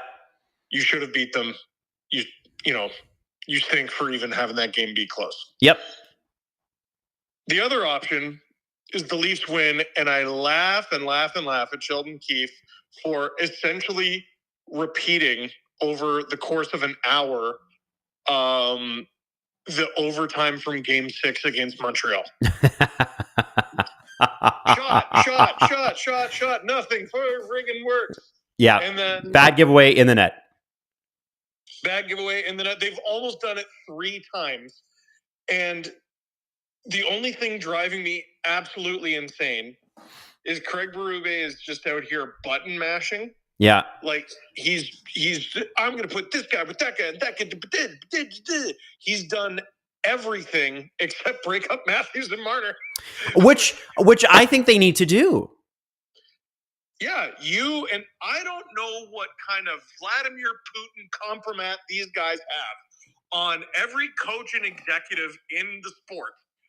Oh my God, they just showed the Pacioretty hit again. It's a monster, eh? Yeah, I just saw it. Wow. You know what blew me away? But just as an aside here, nobody from the Devils really even rustled him. Softest team in the league. No, they're brutal. They got Brendan Dillon, and thank God they did. And I think they have, who is it, Curtis McDermott? Yeah, but he's not playing tonight. He's not. Or no, it's Zach McEwen. Is it Zach McEwen or Curtis McDermott? I don't know. I don't remember. It's McDermott. Like, McDermott. It's one of McDermott. those guys, Yep. one of those generic goons, right? Like, no, this is why I thought Sheldon Keefe was the perfect coach for this team. The Devils are just a different version of the Leafs, honestly. Right. Like, you could tell that they're doing a lot of rush chances too, right? Like that seems to be their thing. Yeah, I feel like they're just like a slightly differently constructed version of the Leafs. They don't have the big deals that the Leafs do, so they're able to get a little more depth. I'm sure Keefe is loving having guys like Palat and Nason and friggin' Meyer, but they are baby lotion soft. Yeah. And hey, I have a question. Pacioretty killed Jack Hughes. Mm-hmm. There was no penalty. Why'd the whistle go? Yeah, why did the whistle go? Why'd the whistle go?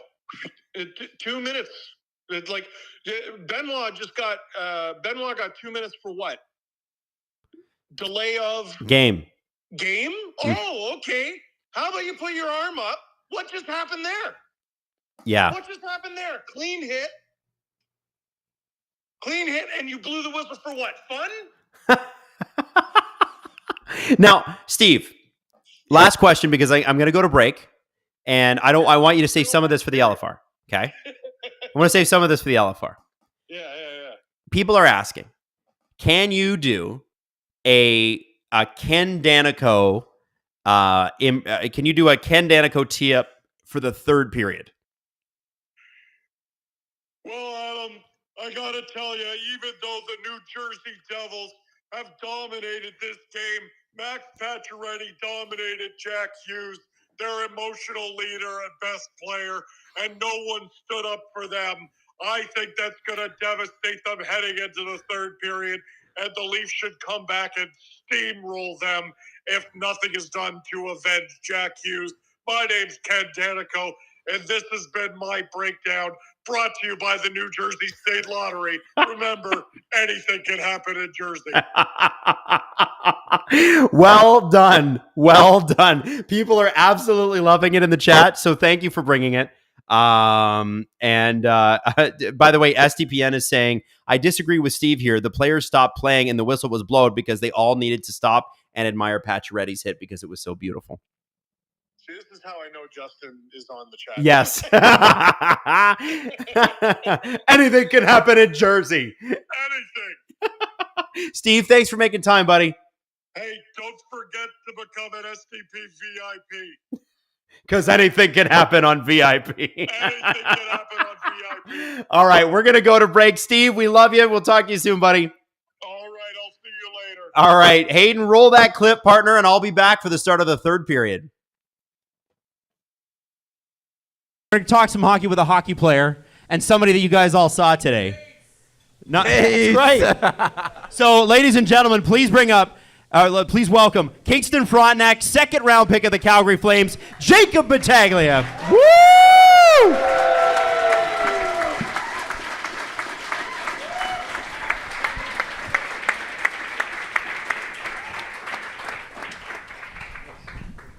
All right. So, welcome, buddy. Yeah, it feels good. Good welcoming. Yeah. How does it feel like? Are you cool now? Like, we were talking backstage and you were all confident. How do you feel now that they're all looking at you? Yeah, it's okay. I mean, I don't know. I like their faces. Good smile. So. Yeah, there you go. All right, what a charmer. That's awesome. So listen, a couple of things. Greatness seems to hail from Mississauga because you're from Mississauga and so is Jesse Blake. Woo! So, anybody else from Mississauga here? Just for we got one. We got one. Hell yeah! We got one. I wasn't expecting anyone. To be honest. So let me ask you this: what have you loved about moving to Kingston from Mississauga? Had you been to Kingston before? No, I've never been up here, but yeah, I came here about 2 years ago, my rookie year, and yeah, I mean it's a pretty nice spot. Like a lot of good spots downtown, like great people, great city. My billets are awesome, so they made it pretty much like I'm living back in Mississauga. So yeah, it's pretty nice. Are your billets here? No, they're not here tonight. But he knows Richard. Oh, he knows you Richard. know Richard. Oh, is Richard like a big deal? Oh yeah. Yeah. He's a guy. I just thought it was like, wow, is Richard like Let's a get celebrity? loud for Richard! Oh, he's gonna love that. He's gonna love that. You're gonna have to show him that. He's gonna love that. So listen, like a couple of months ago, you're at Calgary Flames training camp, and I think everybody in this room that ever played hockey once would kill to be in that position, even if it was just an invite. Tell us what it was like. Yeah, I mean, it's definitely a different level than the OHL. I think just how everything's run and the facilities and the coaches and the players, it's just, I don't know, it's next level. Way faster game. I think the guys are all massive, like their quads are the size of my head. Like, it's insane. It's like, Who had the biggest quads? Is there anybody that sticks out on that team? oh, probably Kevin Ball. He's Yeah? a Mississauga guy too, but yeah, he's huge, Yeah, man. He's like Mississauga boy. 6'6", 6'7", like 240. Like, it's just like nowhere near that guy whatsoever. But Svelte. yeah. Petite. yeah, Yes. just tiny. Yeah, it was a pretty cool experience though. Like a lot of OHL guys there, so they made it pretty nice. Like, you know, a lot of guys, like they made the experience pretty cool. Like, it's nice when you get to know and you can talk to guys and like feel comfortable that they're also in the same position as you are. So yeah, I know it was awesome. So that actually like kind of became a topic with I think it was Colby Barlow and NHL camp versus OHL camp. For you, what was it like, the transition from NHL camp, and then did you participate in Franz camp, or was it straight to games? Yeah, I was here. So what was that like? Because I know the feedback is that's a lot of camp heading into a full season of games. Yeah, it was a lot of practicing, a lot of working out, a lot of fitness testing. So yeah, I mean it was pretty hard on the body. Like, go to Kingston, fitness test, practice, play some exhibition games, then go right to Calgary. Then you're just redoing everything, but I mean way harder, way harder, way more intense. And then finally, I came back and got right into the season. But yeah, I mean it's just a lot of practicing, a lot of working out. It's pretty tough on you. All the Calgary guys that you got to interact with in the locker room, some of the pros, all of them good dudes? Oh yeah, they're just hockey guys, right? So it's like you're in the room with them, like they just treat you like you're a teammate. So yeah, they're awesome guys there, really nice.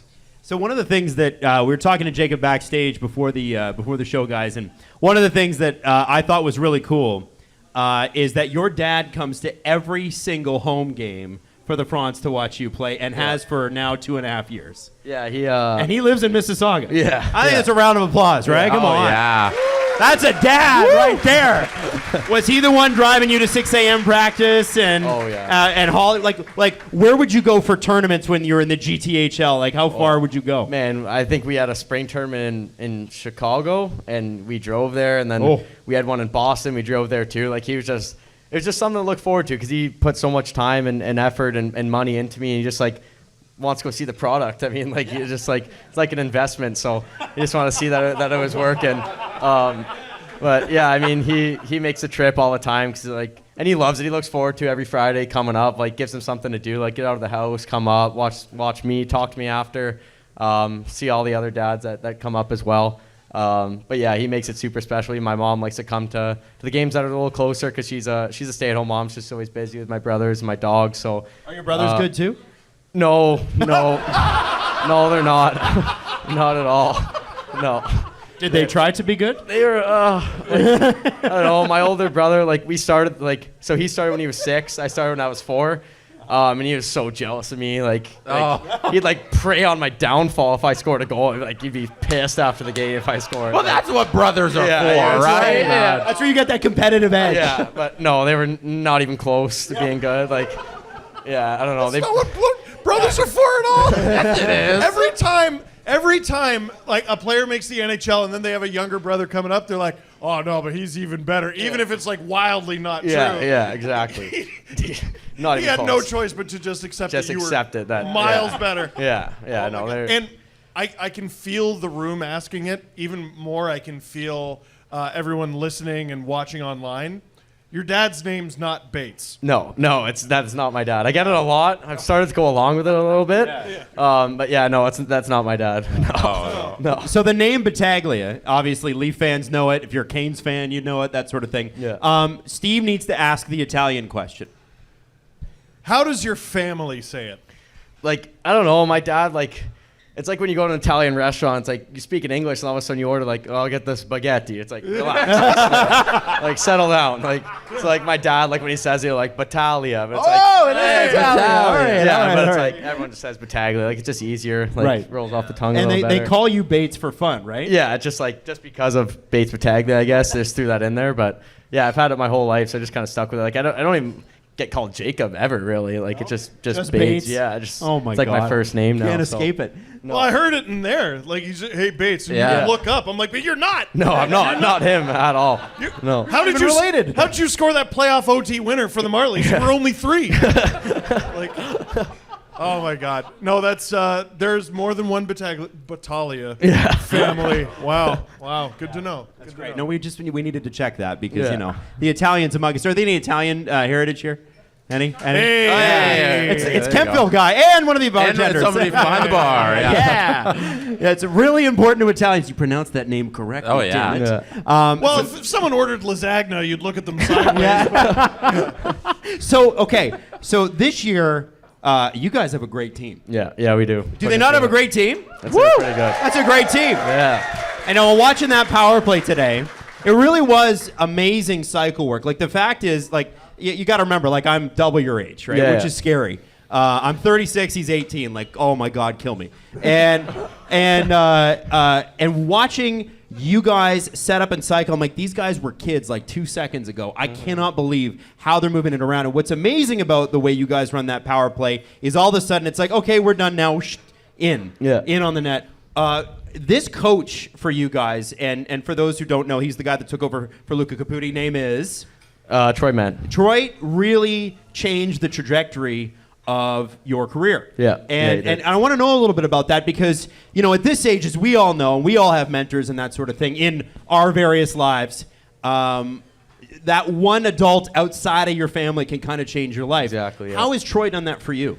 Yeah, I mean, beginning of last year with Luca still as a coach, like, I was kind of struggling, like, wasn't really getting the ice time I thought, like, I deserved, and I thought, like, I knew I had always more to give at the end of games. I was like, even if I had, like, a goal or maybe an assist, like, I was still, like, pretty pissed off because I knew, like, I had more. Like, I wasn't tired after games. Like, I knew I had more to give. Like, I worked hard in the summer, and I was like, what was the point of that? Like, I'm not using any of it. So as soon as Troy came in, like, he saw something in me, and he believed in me. Just, like, having the coach to believe in you just, like, made me play with so much more confidence, made me be myself. Like, even around the rink, like, I was able to be myself, like, be a better room guy, like, crack jokes, like, make the guys laugh. So he was awesome for me, and he still is. Like, still believes in me, has a bunch of trust in me. So just having that game in, game out, even on practice days, like, just always believing in me. And he's hard on me, which sometimes he does need to be when I turn over the puck like 6 times in the first period. So he's pretty tough on me. No.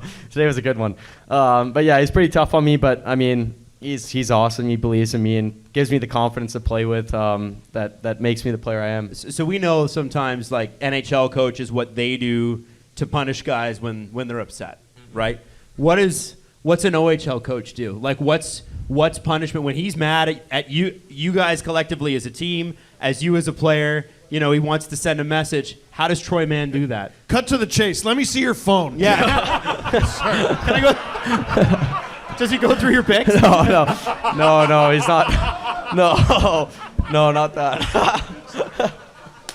That was good. That's great. Sorry, Adam's question was better. By the way, I love how quickly you got that. I know that one. No, he didn't Really do under that. the radar story. Yeah, that would, I imagine that would register with a hockey player. Go ahead. Sorry. I mean, if we're having a bad practice, like, just get on the line, like, you just go, like, bag skate. Oh, yeah. But it's never unjustified. Like, if we're bag skating, it's like, wow, we were really bad today. But, like, for me, it's more just, like, call me in his office, just, like, talk to me, show me some video, like, rip me a little bit, but he knows, like, I can handle it. Like, he's pretty comfortable with, like getting pretty pissed at me, and it's like, I know, like, sometimes they don't even have to say anything. I'll just look at it and be like, yeah, like, that was shit. Like, you know what I mean? Like, he knows, I know. But yeah, if we're bad collective as a group, it's just bag skate or like a good old ripping, like an intermission, like just like turning purple, like Feel just some ripping pain? us. Yeah, Yeah. just like ripping us. Like, but yeah, no, he's pretty good with that stuff. Like, he's usually pretty positive. Like, even if we're having a bad game, like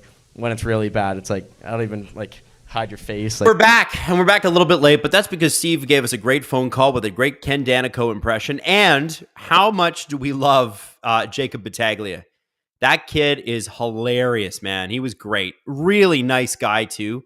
Talking backstage with him in Kingston, and I just loved him. By the way, 19:31 left in the first.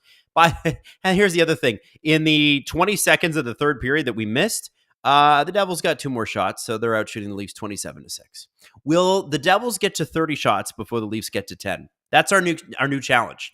Chat, tell me, are we going with the Devils with this one or the Leafs with this one? The Leafs get to 10 shots, the Devils get to 30. Which one happens first? Do the Leafs even... Who was the person earlier who said over-under and the Leafs getting 15 shots? Because I think we're going under. I hope you chose under. Man, I love Jacob Battaglia. Wishing him all the best. Second round pick. Just loved doing that interview. He was great. We've had 2 great Jacobs for our OHL interviews this year. Jacob Oster for the Oshawa Generals. Jacob Battaglia for the Kingston Frontenac. Just good people. Oh, here we go. Nice little drive into the net from Morgan Riley. I got to respect him for making something happen, you know? I got to respect him for many reasons. I'd love to know. Marc-Andre Muriel says, Adam, stop hating on the Ducks. Okay, here's what I got to say. The Ducks jerseys are bad, and they should feel bad about them. Sorry, I'm supposed to stop hating on the Ducks. The Ducks are bad. But I actually kind of like the Trouba trade for them. I know that's weird, and people are like, well, why would they do that? Because they're going to deal them. It's a smart move. Give them credit. Robert Bet, at least the Bruins are losing. Listen, life's always better when the Bruins are losing.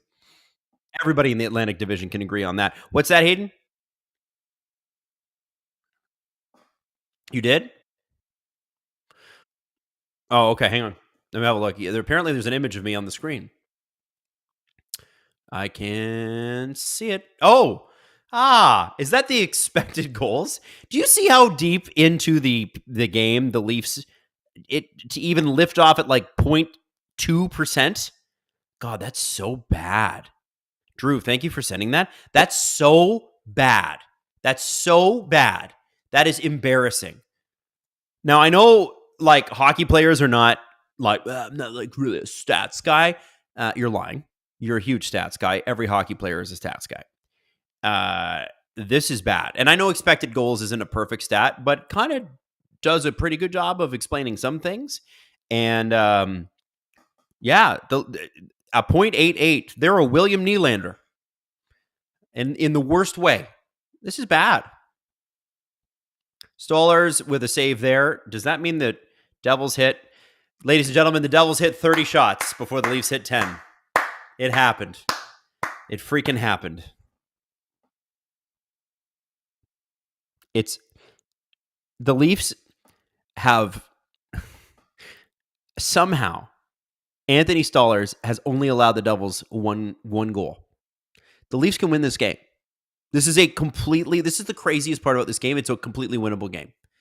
With 8 shots, the Leafs could win this game. And they've had actual opportunities to score, too. Like Matthews has had a couple. In alone on Markstrom. They can win this game. Gonna have to start scoring. Gonna actually have to get the puck in to the offensive zone. You know what I'm saying? It is like like you're laughing at me. I see you in the chat. I know you're laughing at me. It is absolutely a winnable game. It is. That's what's so nuts. What's going on? Justin in the on the SDPN chat. We're looking at this all wrong. How funny would it be if Toronto still wins? They easily could. That could easily happen. Even with the way they've been playing, if Matthews scores on one of those plays, which he normally does, he had a 2-on-1 and then he had a couple, break-ins or whatever. He easily could have scored on one of those, and we have a tie game. Now, are they getting cooked? Sure. Actually, this might be the most offensive zone pressure we've seen them have all game. It's been behind the Devils' net. It won't be helpful in the expected goals department, but it's offensive zone pressure. We have not seen that all game. Look at that. And there's board play. And they won the board battle, and it's out to the... And Myers shoots it in, and Matthews has a shot. Or was that Nyes? And Matthews with the hit. And then a pinch by Myers. Maybe not the best pinch, but not going to kill you. First line. Good shift. And by the way, thank you for putting Matthew Nyes with Austin Matthews and Mitch Marner. We want that. We love that. Let's make that the line. Why are we pretending it's anybody else? Oh, and it looks like the Leafs just drew a penalty. You know why? Because they were putting offensive zone pressure on the New Jersey Devils. Anything can happen in the New Jersey Devils zone. Okay, here we go. We got some momentum. We're cooking. Come on. A bit of a trip. Okay. Listen, that's not the heaviest call. Like, Luke Hughes is not going to the box in the playoffs on that, but it's not the playoffs. It's a Tuesday in December. Clock check in just a second here. I just can't do it. I can now. 15:58. 30 shots, Devils, 9 Leafs. At one point, the Devils were out shooting the Leafs 5 times the amount of shots the Leafs had. Now it's only 3 times. So I would say things are changing. Tavares, Matthews, Nylander, Riley, and I can't see who's on the point, but I'm assuming it's Marner. Tavares loses the draw on the offensive zone. Okay, Morgan Riley, though, is able to stop a full ice dump.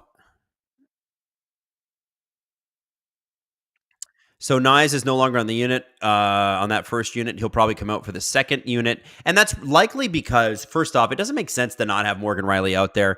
I'd like to see OEL with Domi and Nyes and Pacioretty. Like, there's some finish there. There's something there. It's not perfect, but it's not bad. And also, let's be honest, this first line is going to get a ton of power play time. And the Devils are doing, man, look at Hughes. Just a great job of breaking up the Leafs right at the blue line, too. You have to give them a lot of, you have to respect it. Like, it's good, solid defense. They're crowding the lines. They're stopping them up at the blue line. They're stopping them up at the red line. Watch. Nylander just went across the blue line there, and there were 4 Devils within 2 skate lengths of him. Like, that is a great way to just choke a power play. They're doing a great job. Mike Johnson saying on TV that the Leafs should call a timeout. That's interesting. I think he might be onto something because the Devils have got their number on this. Whoop! Okay, Pacioretty over to the point, trying to find somebody. OEL to Nylander on the low boards. Domi deep out to OEL. Let's get a shot here, folks. Domi with the shot. Brue's been telling him to shoot, and it was high. Hey, at least he shot. We're going to need somebody to finish, though. I think, listen, Domi, give him full marks, man. He's looked engaged and ready to play tonight, and the Leafs have not. And Domi's the guy who's missed a month. Oh, here we go. We actually got some chaos in front of that, and look at that, who it is. It's Matthew Nyes causing it. OEL over to shot. Nylander with a shot. Oh! Power play is over, but the offensive zone pressure continues for the Leafs. They're a little bit gassed at the end of the shift here.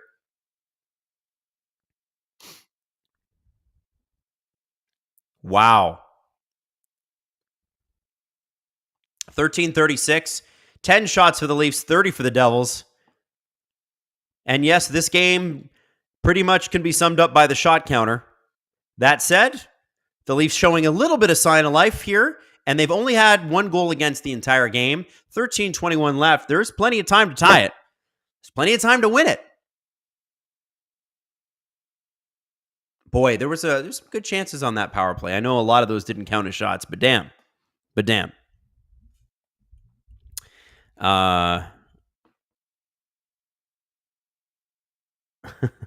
I'm looking at the comments here, and there are some really down and negative Leaf fans and non-Leaf fans who are down on the Leafs.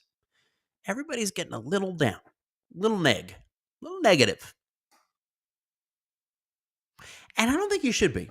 Listen, the first and the second period, they happened, they sucked, they're over. They're done. Rearview mirror. What's ahead of you?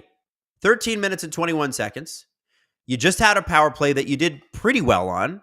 I mean, yeah, the first part of it wasn't great, let's be honest. The first minute, you kind of blew it. But then after that, I don't know, like, I feel like they can do this. Don't you feel like they can do this? Sean Page, 600 people. We need likes, Adam. Sean has been my like king all the... Can you throw us a like? Not for me. Don't do it for me. Do it for Sean. Sean Page needs you to like this video. More than I do. Needs it from you.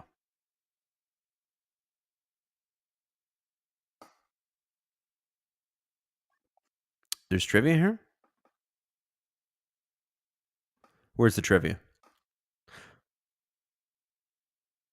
Oh, by the way, Robert Bet, security will have to frisk Berube for weapons when he gets to the dressing room after the game. But if they win. I have trivia from Hayden here that I can get to.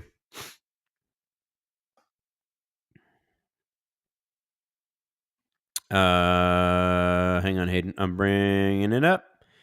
Why? There you are. I had so many. Hayden emailed me this stat sheet very early, like a very prepared producer. And by the way, Hayden just moved. And so he's gone through a whole move, and he's still doing the stream. God bless him. We love him. I have some trivia for you guys at the next stoppage. It'll be fun. Let's see what the Leafs do now with 13:08 left in the game. Devils have lost a shot. We're now down to 30. Boy, the shots people are very particular tonight. And the reason we're paying really close attention to the shot clock is because the Leafs didn't have any. One shot in the first period. People tuning in late to the stream are shocked by this, but one shot in the first period. Yucky kakapoo. Okay? That's what we got to say. That's the dictionary definition for one shot. Yucky kakapoo. Gross. All right, here comes Marner. Whoa! Oh, man, I think it just jumped over Matthew's stick. Marner had a really good little forecheck there. They're showing signs of life, guys. Signs of life. Mercer with a shot on Stollers. I'm assuming that that's going to count, and the Devils will be back up to 30 shots. So here we go, trivia. What goaltender is tied with Marty Brodeur for the most wins in a single season? Which goaltender? Is it Braden Holtby? Is it Roberto Luongo, or is it Bernie Parent? Drop it in the chat. Braden Holtby, Roberto Luongo, Bernie Parent. What do we think?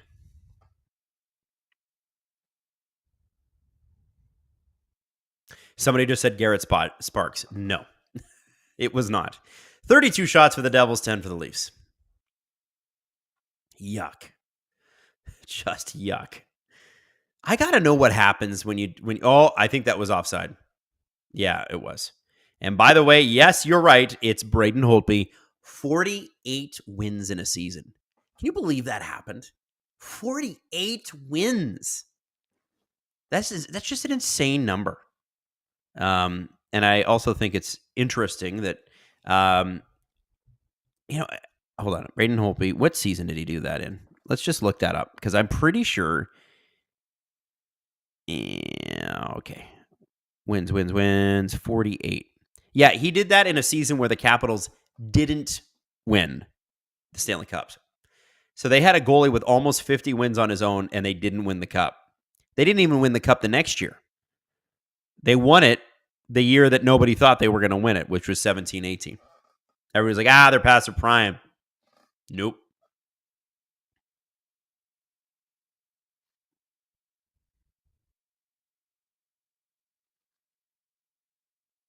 Oh, here we go. Nice little pass up to Nylander. Past Luke Hughes in the offensive zone, although Luke does strip Nylander of the puck. It squirts back out. I think that's Tanev and Riley out there. I don't know if it's Myers. Tavares, Nylander in behind the net. Not a lot of support for Tavares. They're always putting two men on the puck. when the Leafs are in the Devil zone, and it's working for them. They've got the foot speed to do it. Nice little play. The Leafs will get an offensive zone face-off.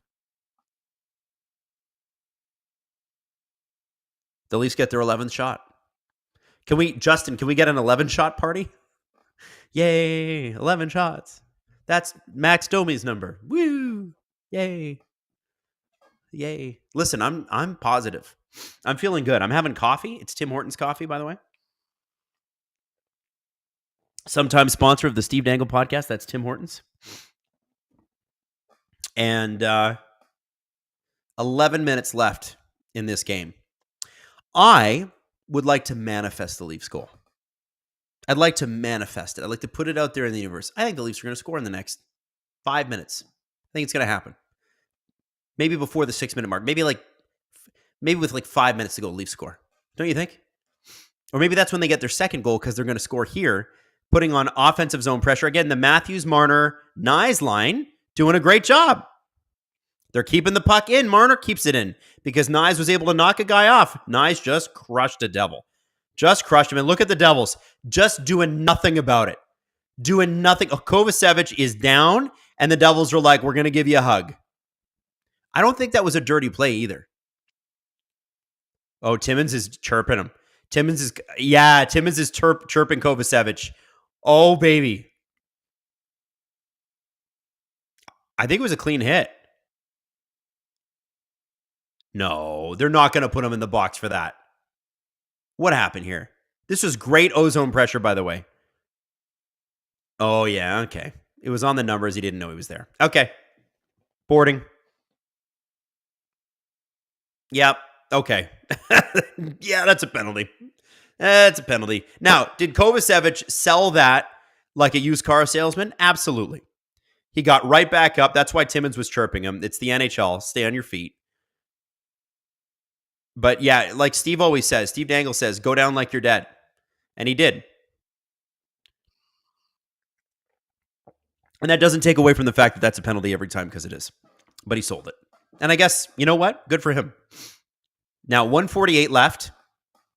Maybe the Leafs could get a 2-on-1 on this PK, because they have had a couple in this game. The Devils have just such a great free-flowing power play. I really love the way they get set up. I love how quickly they move the puck around. I love their foot speed. One thing Sheldon Keefe's good at is a team like this. Soft as hell, but boy, can they skate. Holy moly. Off the post with Jack Hughes. So we got Lorentz, Tanev, Benoit, and Marner out there. I'm assuming that now we're 45 seconds into this power play. I'm assuming that their legs are starting to burn at this point. And I would think they want to get a change here if they can just get a face-off. Oh, and Holla messes it up. So they are going to be able to change, but it's going to have to be a quick one because the Devils do not slow down for anyone on the power play. Nice little break up there. Holmberg stops it up. Stoller standing tall. The puck is still loose somehow, and it is knocked away. Connor Dewar flips the puck past, and it looks like he's going to... Oh! Holmberg scores! Holmberg scores on the 12th shot of the game! Connor Dewar made an incredible play to get that out of there after Anthony Stolarz held the fort. And it's almost like Markstrom didn't expect that to come, because Connor Dewar flips it up. He beats the New Jersey Devil player back, and I believe the New Jersey Devil player back was Dawson Mercer, gets the puck out, and I think Holmberg just took a slap at it. Let's have a look at this. So Stolarz stood tall like he has all game. Stefan Nason runs him over. And look at this. Look at Connor Dewar just working him for it. And Holmberg's got a guy with his stick right in his guts, and he still puts it in. I don't know what Markstrom was doing there, but positionally, like the original shot that we had was completely, like, he was not ready for that shot. I think he thought his defenseman was going to tie him up and he'd have to play the puck. And we know Jake Markstrom and playing the puck. And if you're a goaltender, you know, but the Leafs have tied the game, guys. It's 1-1. The shots are 34-12. And by the way, if you look at the shot counter, it's 1, 2, 3, 4. Hilarious. What a save by Stolarz! I think that was Jack Hughes. No, it wasn't Jack Hughes. I'm talking out of my butt. That's not Jack Hughes. That is Luke Hughes. Almost. Luke Hughes goes on a nice little run there, right past Connor Timmins, turnstiles him, but not Anthony Stollers, baby. Man, this goal is bonkers. Let's watch Markstrom here on this replay. So Dewar creates the turnover, and I think just Markstrom's not, I think he's just kind of standing watching.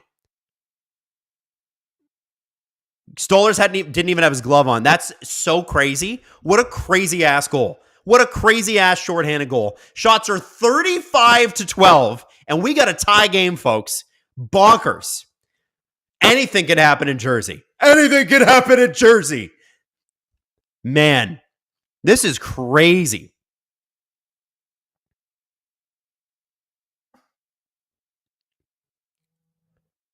Okay, I think we got a game here. The Devils had 4 shots on that power play. The Leafs had 1, and the Leafs scored. Wow. That was one of the most exciting goals of the year, and it was, hey, look at that, depth scoring. That's Holmberg scoring a goal. God, he needed that, didn't he? Man, he's just been snake bit, just like Nick Robertson, just completely all season long. And we're going to get a defensive zone face-off for the Leafs, offensive zone face-off for the Devils. Wow.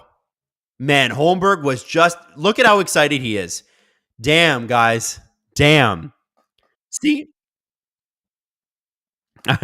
Hayden says, is it time to ask what's wrong with the Devils? Guys, remember the chat 2 minutes ago at the 11-minute mark? And I'm like, I don't understand why you guys are being so negative. And then Matt Nyes gets his penalty, and you guys are like, see, Adam? But look at that. Look at that. And I said, hopefully they get a 2-on-1 in that shorthanded goal situation. And what happened? They got a 2-on-1-ish. I mean, Holmberg was being trailed and tied up, but give it to me. I said, what happens if they get a 2-on-1? What happened? What happened? We got a goal. Yeah. William Tarpey, this is my first time joining the stream. I'm having so much fun, Gripper Nation. William, welcome. It is a fun time. Like, these streams are wicked. And we have a really good, vibe here. Gripper Nation knows how to have a good time. It's a weeknight. We can't stay up too late to party. So this is what we do.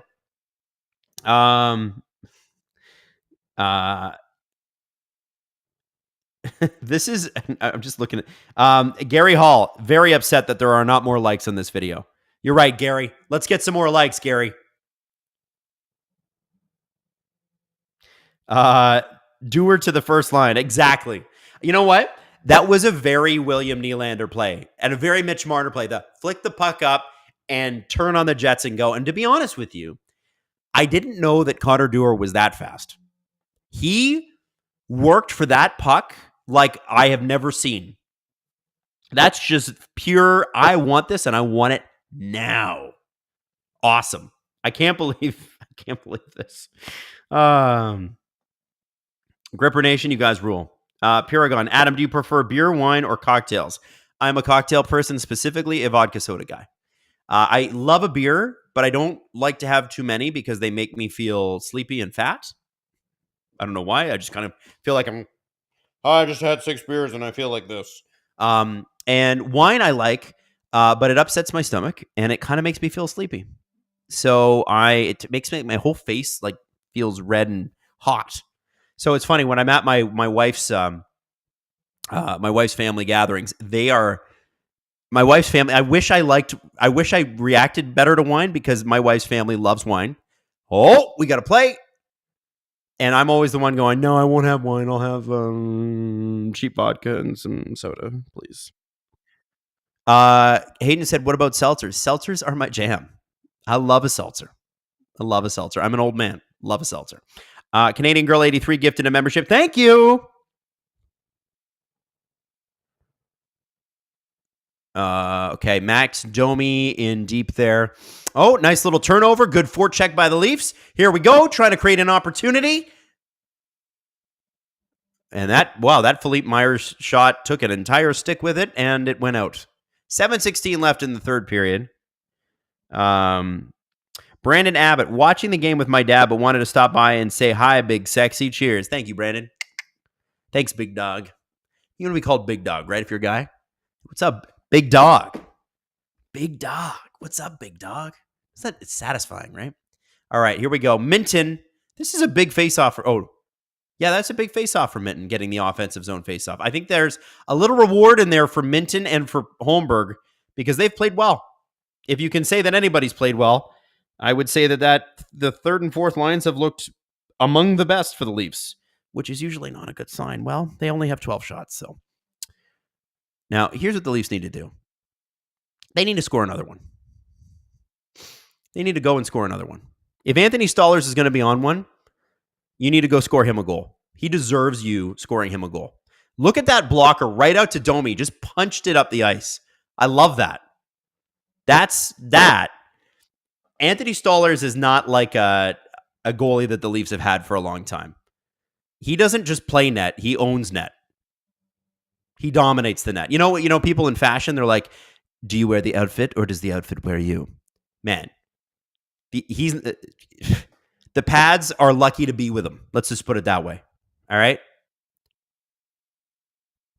Sam Weller, 96. As a Wild fan, I can tell you the fan base loved Connor Dewar because he worked his ass off, never took a shift off. Great speed, heart, and soul guy. Hey, Sam, let me introduce you to another Minnesota Wild fan, and you guys are having a great year. That would be our producer, Hayden Matheson. Big Wild fan. So we got a couple Wild fans in the chat. Not Marner with a shot. Nice little setup by Matthews. Doesn't go anywhere, but we got some offensive zone pressure, and we like that. Here's Oliver Ekman-Larsson along the half board. Nyes causing trouble out front.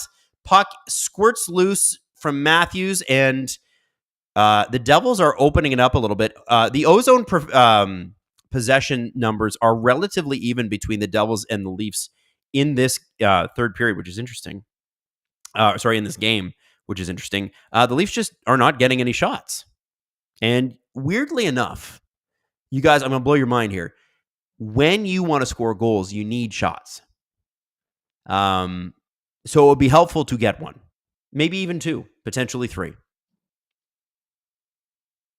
I think the Leafs have, if I'm not mistaken, 6 or 7 shots in this period, which is a big improvement on the one they had in the first. And, that's a monster hit. And I feel like a clean one.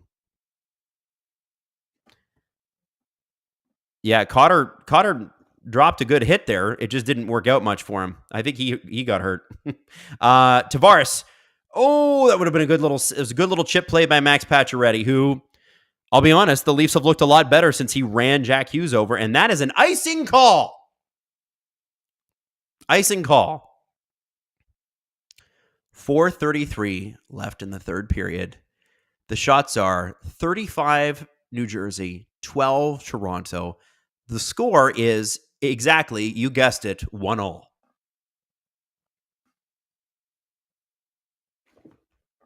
It's hockey, man. Don't try to explain it. Don't try to understand it. Just the way it is. It's a black disc on ice. People wearing knife shoes. What can I tell you? Chaos.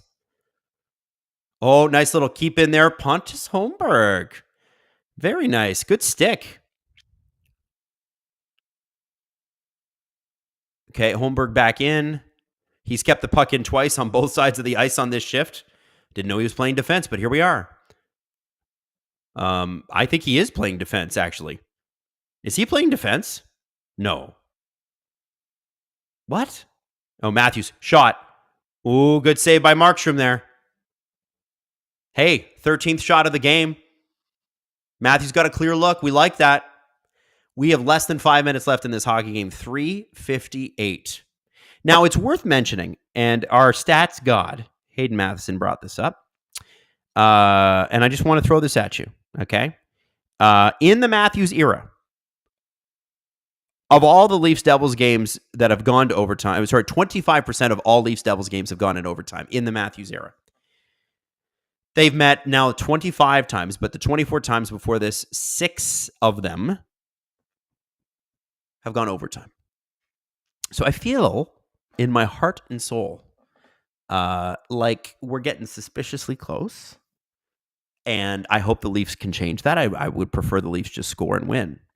But one thing that I'm concerned about, and legitimate, is overtime against the Devils. Usually I like overtime for the Leafs because their best players are really spectacular. And overtime really is like NBA, right?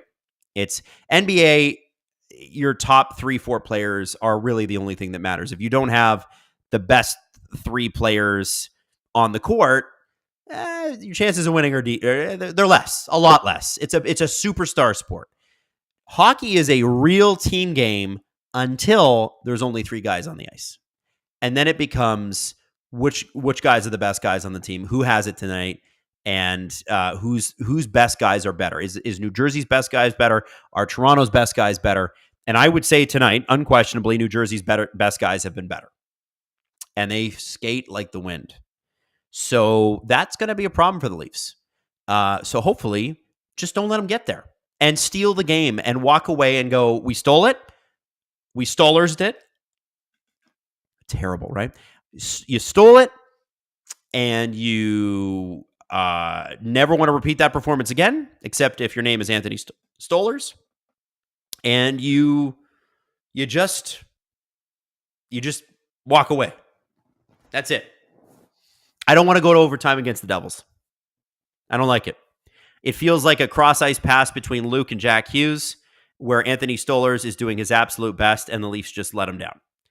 And I just don't want to go down that direction. Anthony Stolers deserves a win tonight. The Leafs have to go get it for him. This is where I need my forwards to dig in. If I'm Craig Berube, I'm yelling at them on the bench going, you cannot let Anthony Stolers not win this game. He needs this W. He deserves this. Go show him how much it means to you. Look, he just made another great save. That's the 36th shot by the Devils. Again, the Devils are out shooting the Leafs 3 times. Anthony Stolers is on pace for like 40 to 42 shots tonight, not counting overtime. Guys, go get him a victory. Get him a win. Give it to him. He deserves it. You don't. You haven't played well enough, but he has. So go reward him.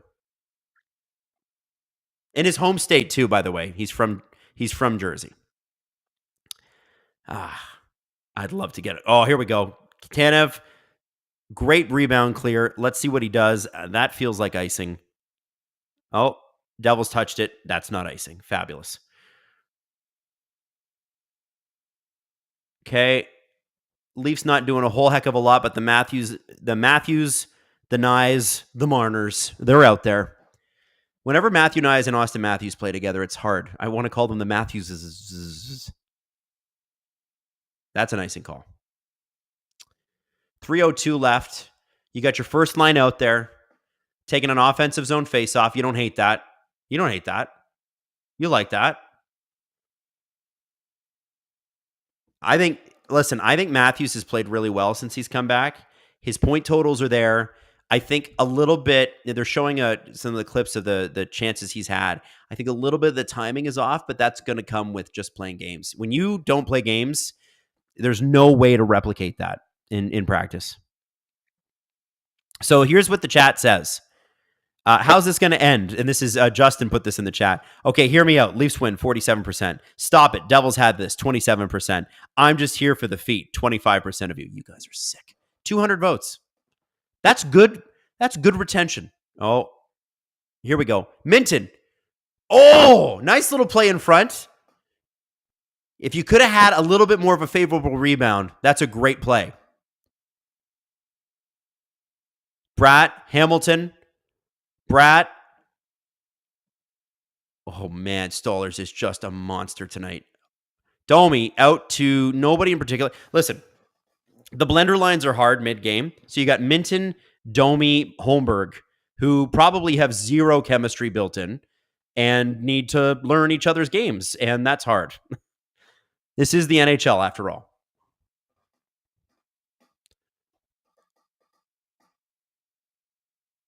Oh, Benoit with the glove pass, but the Devils pick it up. Holla brings it back. Holla at your boy. 1:54 left in the third period. The Devils are closing in on 40 shots. The Leafs have 12. Game is 1-1.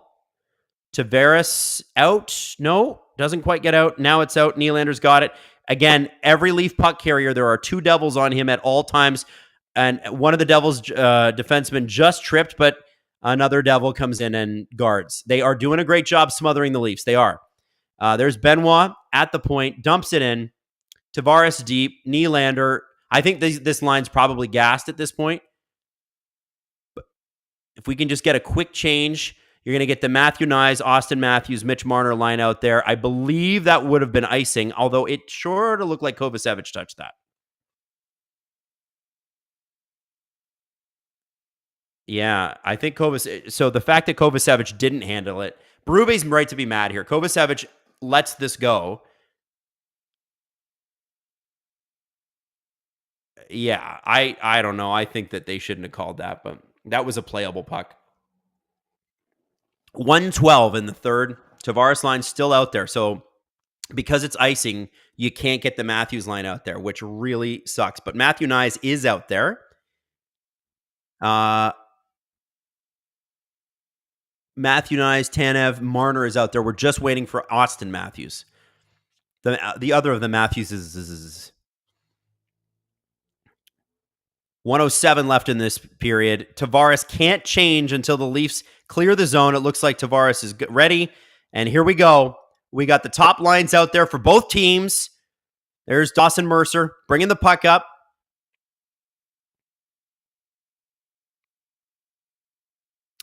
Riley up to Matthew Nyes. Matthew Nyes across the red line. Dumps it in as the Leafs do. His man is Kovacevic, and he's got Siegenthaler out there as well. Matthews with a shot. Oh, passes over. Does it pass? Did he pass to Nyes? 30 seconds left in the game. We remember we can get overtime, so maybe not necessarily the whole game, but regulation.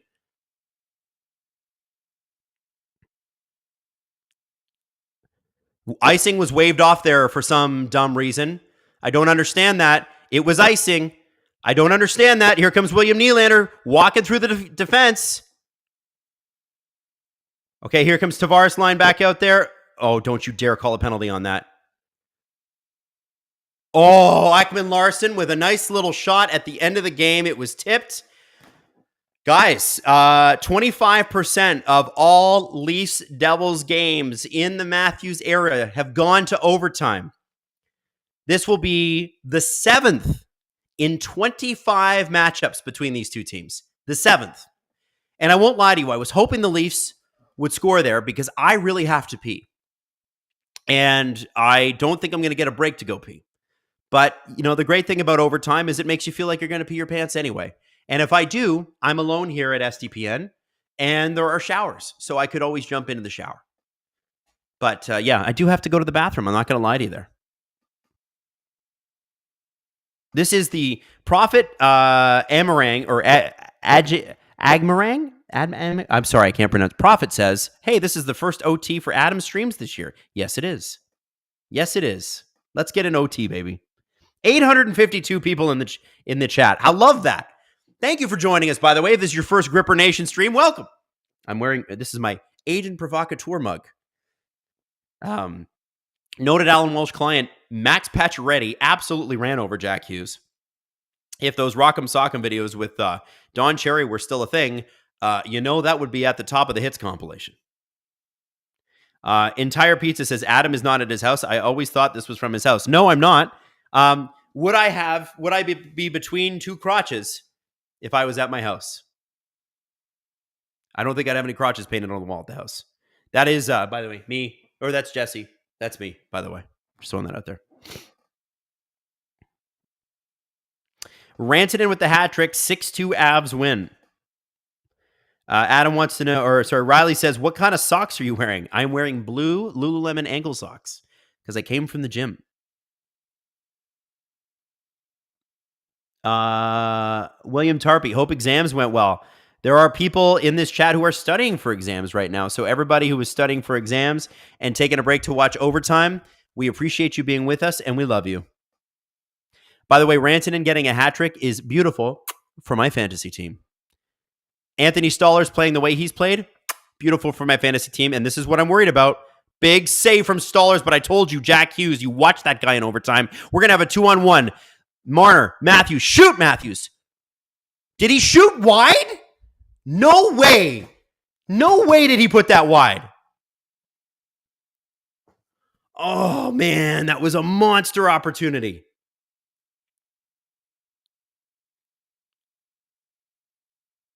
Okay, Matthews is going to change, but they're going to have to go quickly.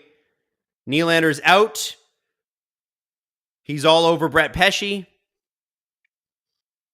And, okay, shot out. There's Hughes staying out there at number 86. Watch out for him. Please get on him, please.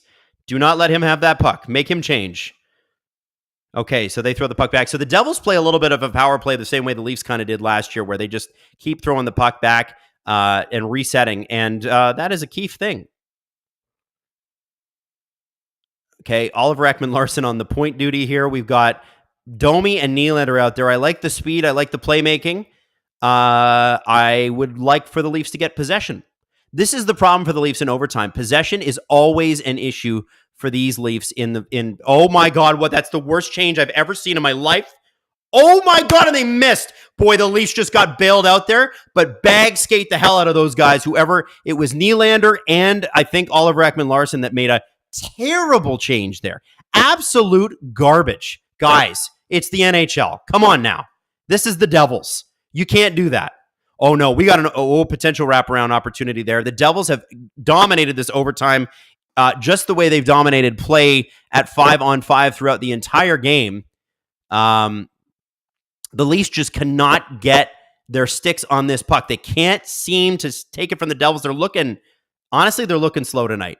And Stoller's just got run there. I don't think the guys on the ice knew that. Here they come. Toronto Maple Leafs.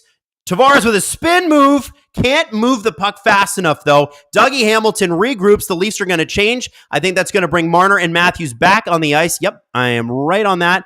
Tanev is out there as well. Here comes Jack Hughes. This is what you don't want if you're the Toronto Maple Leafs. With 2:35 left in overtime, Jack Hughes going on a break on a 2-on-1. Avoid that. He's out there with Andre Palat, and I can't see the number of the other Devil, but I think it's Siegenthaler. He's tall. He's Siegenthaler. Here comes Jack Hughes. You don't want this. Stop this. Oh, what a save by Anthony Stolarz, and we got a potential breakaway. Austin Matthews with a break. Come on, put it on the net, Austin. He scores! He scores! Austin Matthews scores on the Leafs' 14th shot of the game.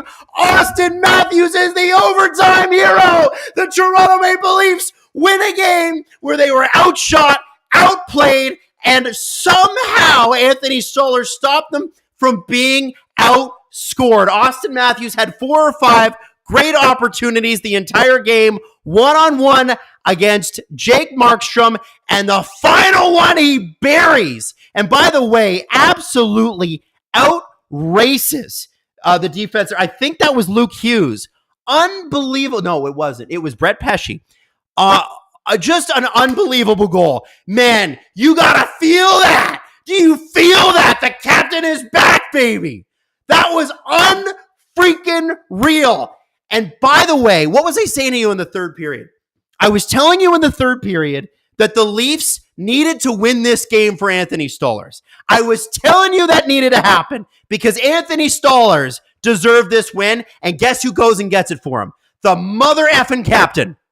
Unfreaking real. Electric scenes at the Prudential Center in New Jersey. Anything can happen in Jersey, right, Ken Danico? Let's go. People dropping subs in the chat. Love you all. Canadian Girl 83, Squeezable Lemon, Mike McDonald, Justin Fisher. Baby, there's subs to go around. That's a big, big win in overtime for the Toronto Maple Leafs. That is big, baby. Wow. Wow. And by the way, they're showing that Max Pacioretty hit on Jack Hughes. Baby. Wow. Wow. Crappy game. Great finish. Unbelievable finish. Unbelievable finish. Prophet says, deserve to win-o-meter. Can't believe it. No. Brycepticon dropping 5 gifted subs. Thank you, Brycepticon. You know what? Maybe the Leafs don't need to shoot. Maybe they don't need to shoot as much. Maybe put less effort in. Anthony Stolarz, guys. We were asked a little bit earlier about Anthony Stolarz and Vezina conversations. Games like this that make the news, where out of town reporters who vote on this. Who votes on the Vezina? Who votes on the Vezina? Vezina Trophy is awarded. NHL general managers vote on it. Okay. And I'll tell you something about NHL GMs. They don't watch a lot of not their team. They watch a lot of their own team. They don't watch a lot of not their team. Anthony Stolarz doing what he did tonight is going to be news around the NHL tonight. People are going to be sharing text messages about how bad the Leafs were and how great Anthony Stolarz was. That's the kind of game that gets you into the Vezina conversation. I'm not saying it wins you one, but these are the games that people remember. It's a reputational award, right? Reputational award. Absolutely, he's the best goalie they've had, and I think already we're talking. Listen. I'm willing to say it right now. I think he's the best goalie they've had since at least Ed Belfour. And I love Freddie Anderson, and he was great. But dude, wow, like this guy's a different level. Cujo, little heavy. Cujo and Potvin, I think, are still in a next level thing. You got to be here a few seasons to do that. But dude, SLS says, Adam, what do you fix next game for the Leafs? Everything, man. Bring the energy. The one thing I will say is everything turned on Max Pacioretty. He didn't score tonight, and he's just come back from injury. But Max Pacioretty dropping that hit on Jack Hughes. Like that started the energy. And then so TSN is running the replay right now of the Connor Dewar play for the Pontus Holmberg goal. And Markstrom was just not ready for a shot there. I don't know why, but it was one of those where you're like, and Dewar was brought down, probably should have been a penalty. Holmberg probably could have had a penalty called against him on that play. Doesn't matter. They score. And Matthews getting that goal in overtime. If you only watch the highlights, you'd be like, oh, well, the Leafs played pretty well. That overtime was all New Jersey. It was all Devils. It was Jack Hughes to Dawson Mercer to whoever else on the Devil. Jesper Bratt, Andre Palat scored tonight. It was unbelievably tilted in the Devils' favor. And by the way, Stolarz' save percentage in this game was a 974. 974. That's crazy. I want to highlight how not in charge the Leafs were in overtime. So for Matthews to get that goal, that is something that the Leafs 2 or 3 years ago, I don't think would have got. The Leafs 2 or 3 years ago, I don't think they had the goaltending to do what happened tonight, for one. No disrespect to Jack Campbell. He had some great times here. No disrespect to Freddie Anderson. Or Ilya Samsonov or Peter Mrazek. But I look at the mentality that goes into winning a game like this, okay? Remember what I said to you with about 13 minutes to go? I was like, hey, chat, you're getting a little negative here. Remember I said that? And then they scored a few minutes later. The whole thing about being a hockey player is you got to put the bad shit behind you. So if you have a bad first couple of periods, you forget it, you move on. It's for the reporters and the podcasters and the yappers to talk about the next day. Well, they won, but they had a bad first and second. Doesn't matter. If you're playing in the game tonight, you need to be like, okay, rearview mirror, don't care. It's about winning the game. And they did it. And they did it for Stolarz. And it didn't matter that New Jersey had dominated possession in overtime. Didn't matter. It didn't matter, man. Didn't matter at all. It was, let's take advantage of the opportunity. And what's so different about the mentality of the Leafs a few years ago versus now is that these guys are older and they know what being out of it feels like. And they know what stealing a game feels like. And they know what, oh, you know what? Yeah, we probably could win this game. And before it would be like, well, we're having a bad night. We probably won't score. Dude. Crazy. By the way, if you bet over under on the 15 shots, the under won. The under won. I think that was either shot 13 or 14 that went in. Just crazy. Just crazy. JW33 in the chat says, F in the chat for Markstrom save percentage plus an L. Yeah, can you imagine after a game like that, you get near 40 shots? That kind of felt like the Leafs on Montembeault in game one. Remember, they put like 41 shots on him, and none of them went in. Danny Dombrowski, who will be screaming louder into their pillow tonight, Steve Dangle or Sheldon Keefe? Man, so that's Sheldon's second loss against the Leafs this year. And the Leafs are 13-2-1 against the Devils. If my stats god Hayden is to be believed here. Yeah, the Leafs are 13-2-1 against the Devils in their last 16 games. And in those games, the Leafs have averaged over 4.5 goals. Not tonight. Not tonight. Not tonight.